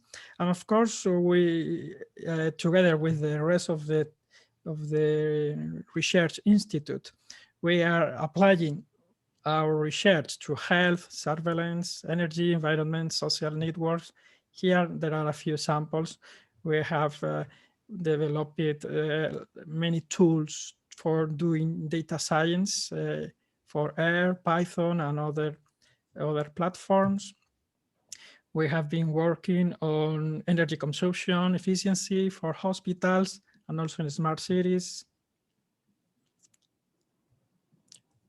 So, also, we have been working on surveillance, for example, for detecting guns, or also for counting whales in the oceans by using deep learning. We have been also working on analyzing autism, Alzheimer, Parkinson, schizophrenia. And recently, because of the COVID, we are also analyzing radiography for detecting pneumonia COVID related. We have been also working on analyzing data stream data, for example, for social networks analysis or political issues and these kind of things. You have 1 minute. Yeah. The Department of Computer Science and Artificial Intelligence teach 110 subjects, 19 bachelor degrees, 4 professional masters, and 10 scientific masters. The most relevant bachelors that I wanted to highlight, because of are closely related to this project, is that we teach 32 subjects in the Bachelor of Computer Science. Among them, we have algorithmics, artificial intelligence, data science, machine learning, meta-heuristics, business intelligence. Also, we teach intelligent mobile robotics, data mining, bioinformatics, big data, etc. Well, with this, I end by thanking your attention. Let's spin the wheel together. So, shukran, grazie, danke, evharisto, gracias. Thank you, Jorge, for your presentation. Anybody have any question to Jorge? So now it is the turn of University of Stuttgart.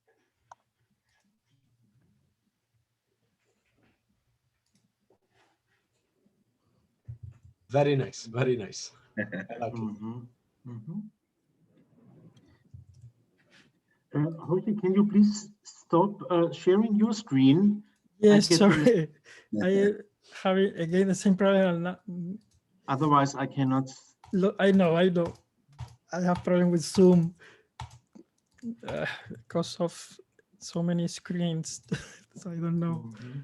Sorry, I don't see the window. Okay, now. Now you can. Yeah. Yes, you can start, Peter. Yes. Yes. Okay. Thank you. No. Where is it here?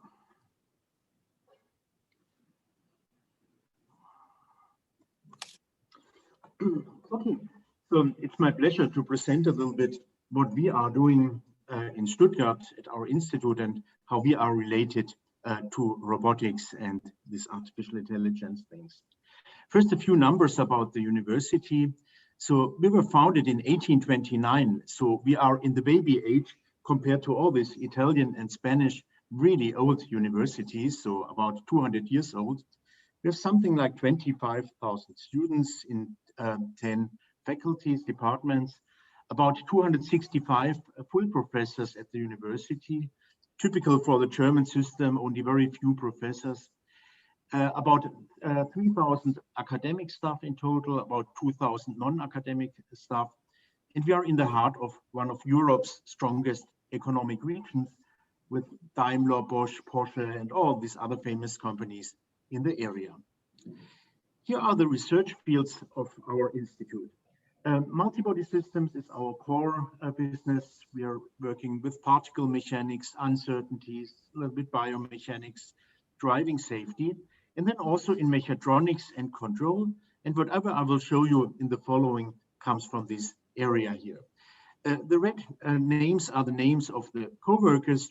So we are in total something like 35 persons in the Institute of Engineering and Computational Mechanics. One special thing is that we are working hard together to bring our approaches to industry. So we have done projects with about 60 different companies since I took over the institute. Some are the famous ones from the area, so Daimler, Bosch and others. Some are less known, some are even in other countries like Toyota in Japan or Rolls-Royce in Norway. So this is very typical for our area, that we want to bring it to application together with industry. I want to show you just a few examples what we are doing at the institute, which maybe can also be an idea of some things we can contribute to the labs and courses of our Erasmus Plus program. So autonomous robotic systems are interesting for us. This needs cooperation and communication. There are robotic networks, and we need a lot of flexibility, robustness, and of course, performances. Here you can see that some robots have the duty to push around objects and to place them somewhere. So they have to organize themselves in a decentralized way to reach this goal. Also, formation control is interesting here. And so here you can see that these 5 robots are working hard to push around this box in a circle. So the center of gravity of the box should follow a circle. And so they have reorganized themselves so that every robot is taking the optimal position. And this can also be more complicated in the lower right, when just 2 robots here fight to push this robot in this strange structure. Of course, the number of robots can be different. The shape of the obstacles can be different. There can be obstacles in the area, and a lot of subtasks have to be solved. Another interesting thing is, for example, the transportation of an elastic blade. So here the blade is really very flexible. So we have to describe the flexibility. We are using finite elements to do this. These special robots can only push, they cannot pull. So there are unilateral constraints. This leads mathematically to complementarity problems, very nice to be solved. And then, for example, if this group of robots wants to squeeze through this very narrow opening, they have to permanently reorganize themselves, change the shape of the formation, and always make sure that the blade can be transported in a safe way. Of course, this is also done then with real robots here, the lower right video, but we do a lot with simulation. We also build robots in many different cases, flying robots, ground robots, also industrial robot things. One example here, also done together with students, was a small ground robot, very flexible, can move in every direction, is very fast, can nicely be programmed. And just to give you an idea that about the many subtopics to be solved, we have to take care, for example, for tracking. First, this sounds easy, just use a camera and track the robot, but then suddenly you need markers, and how can you find the position of the robot and also the orientation of the robot?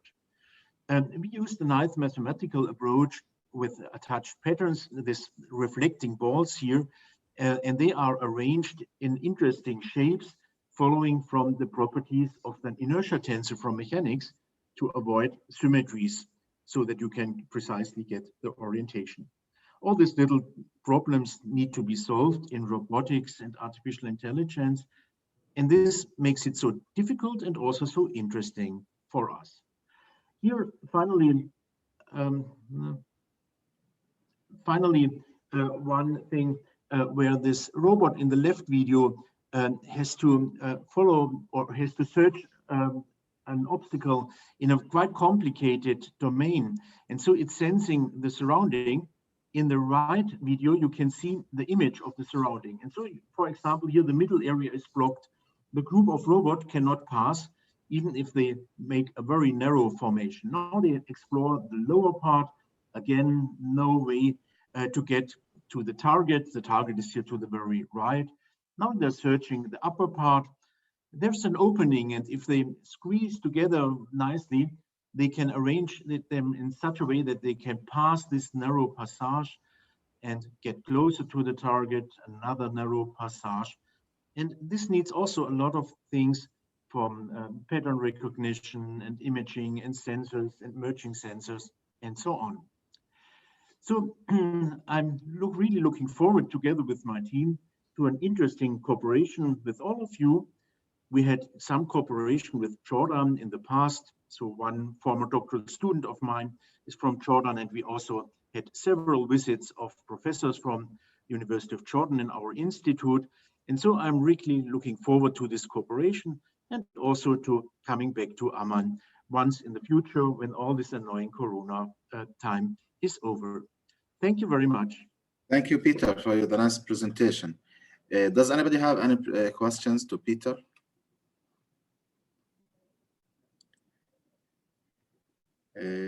Okay, now last but not least, creative thinking development turn.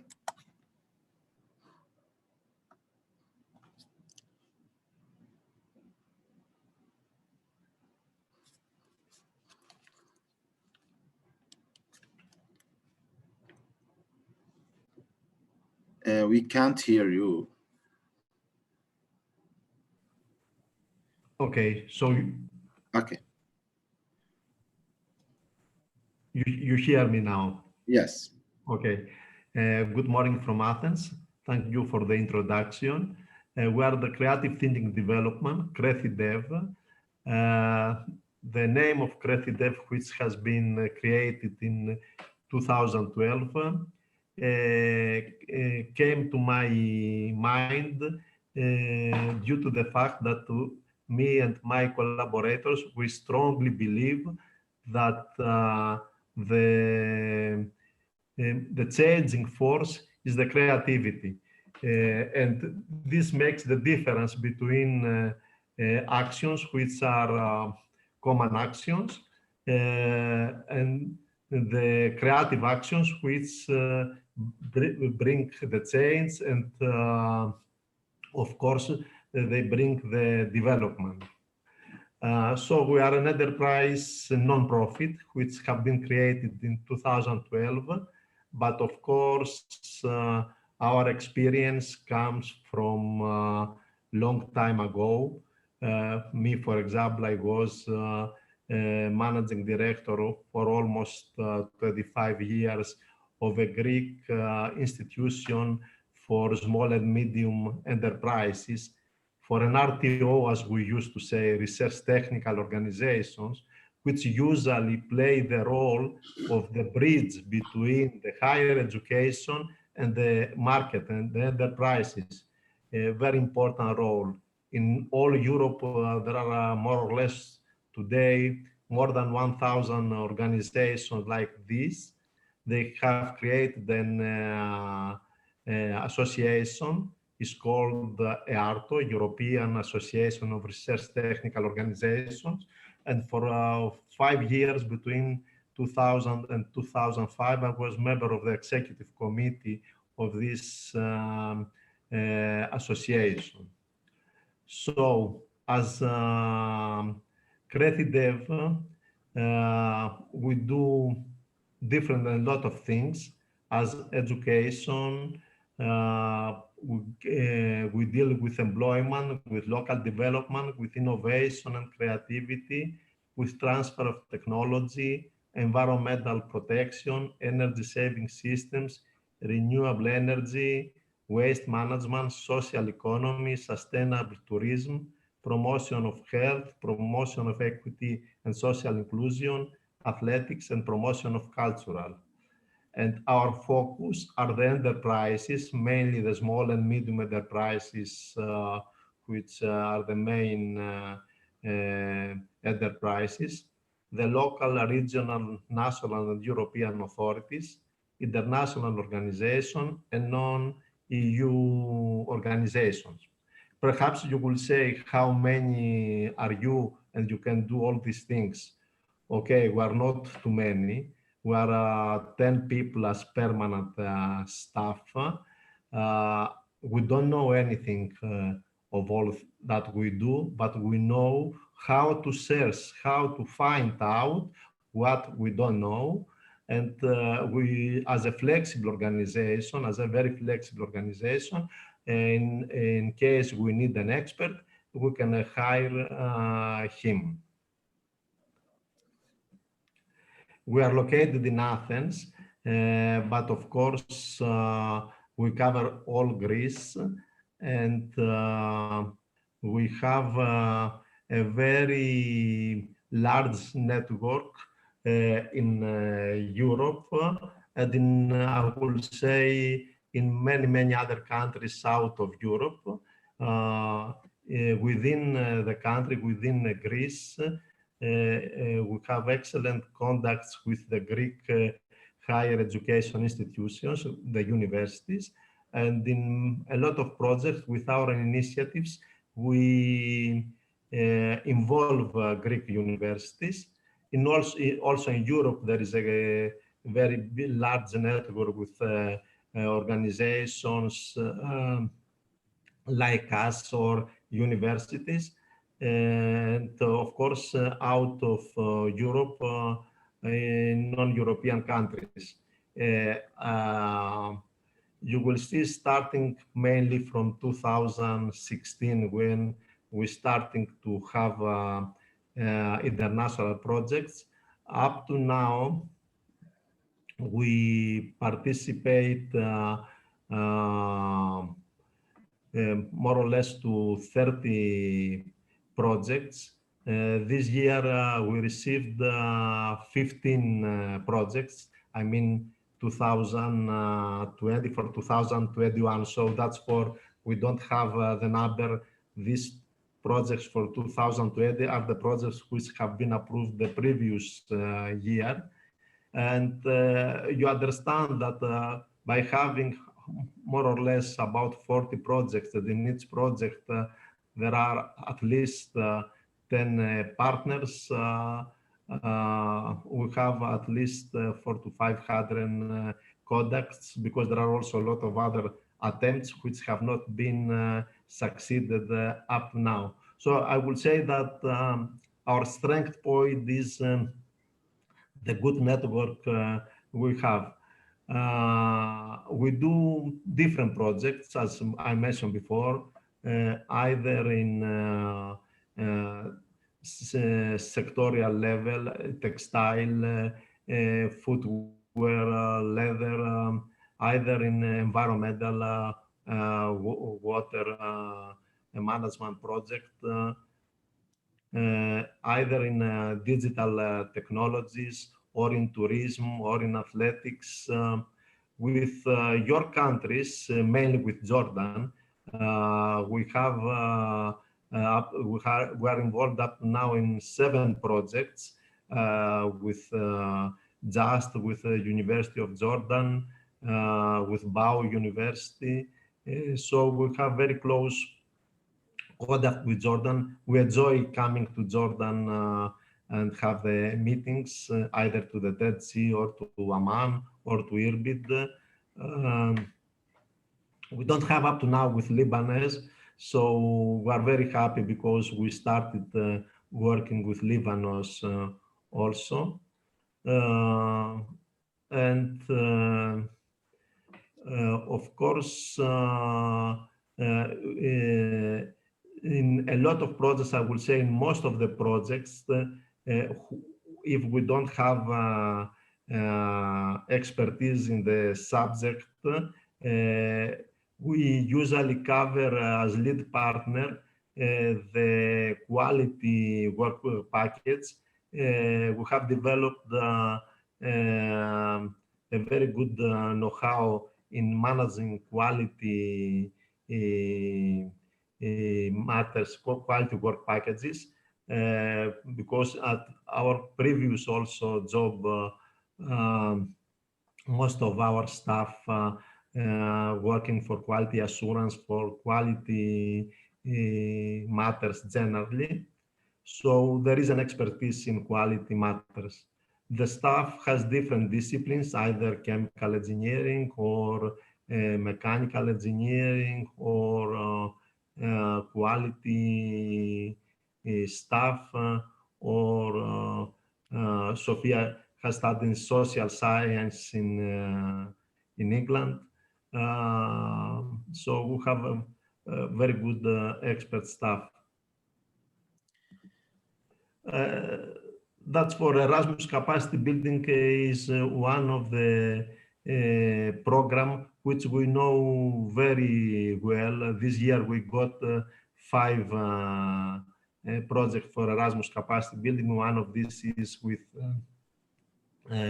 yours, with the University of Jordan.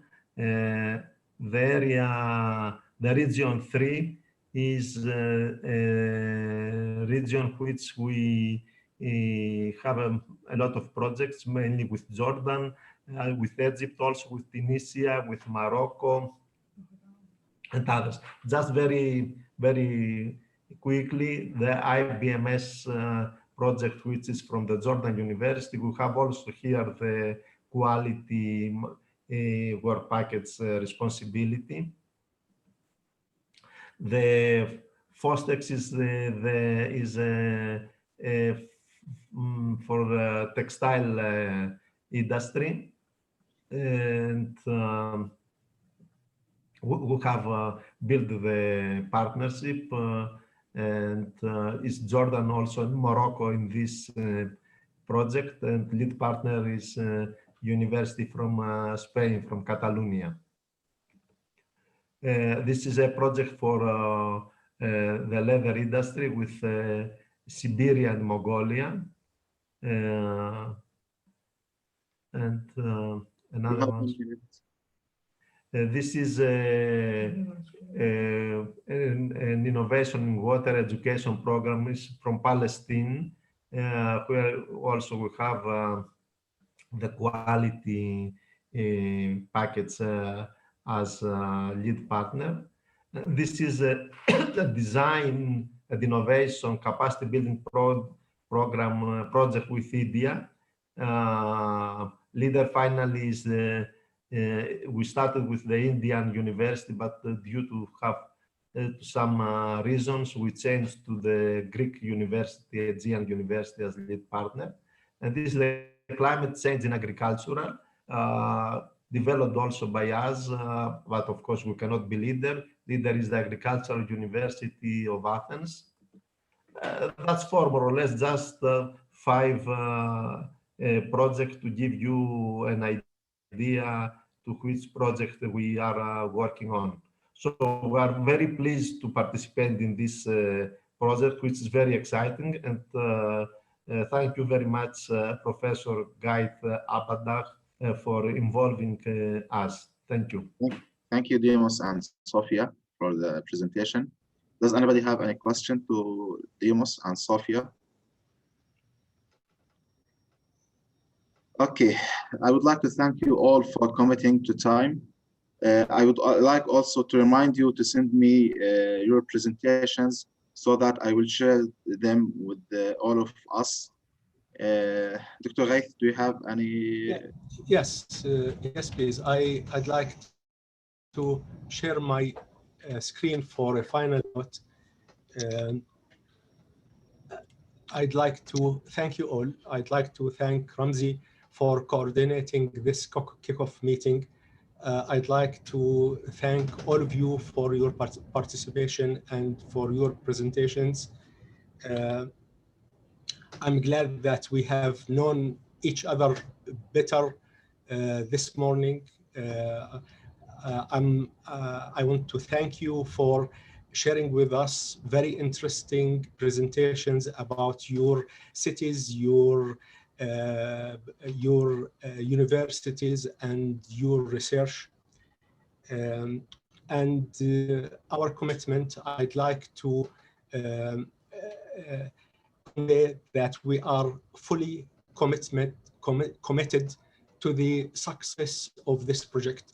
We will do our best to make it a successful project and to make it an enjoyable and interesting project to all of us. And I hope that we will enjoy working on this project and get results that allow all of us to grow and to contribute to science and our communities. Thank you. Thank you, Dr. Ghaith.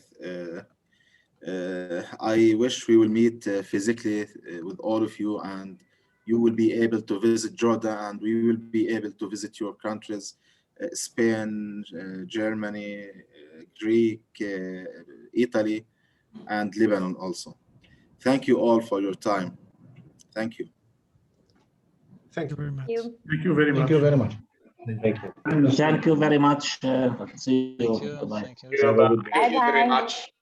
Thank you very much. Bye-bye, everybody from PISA. Bye-bye. Nice to meet you. Thank you.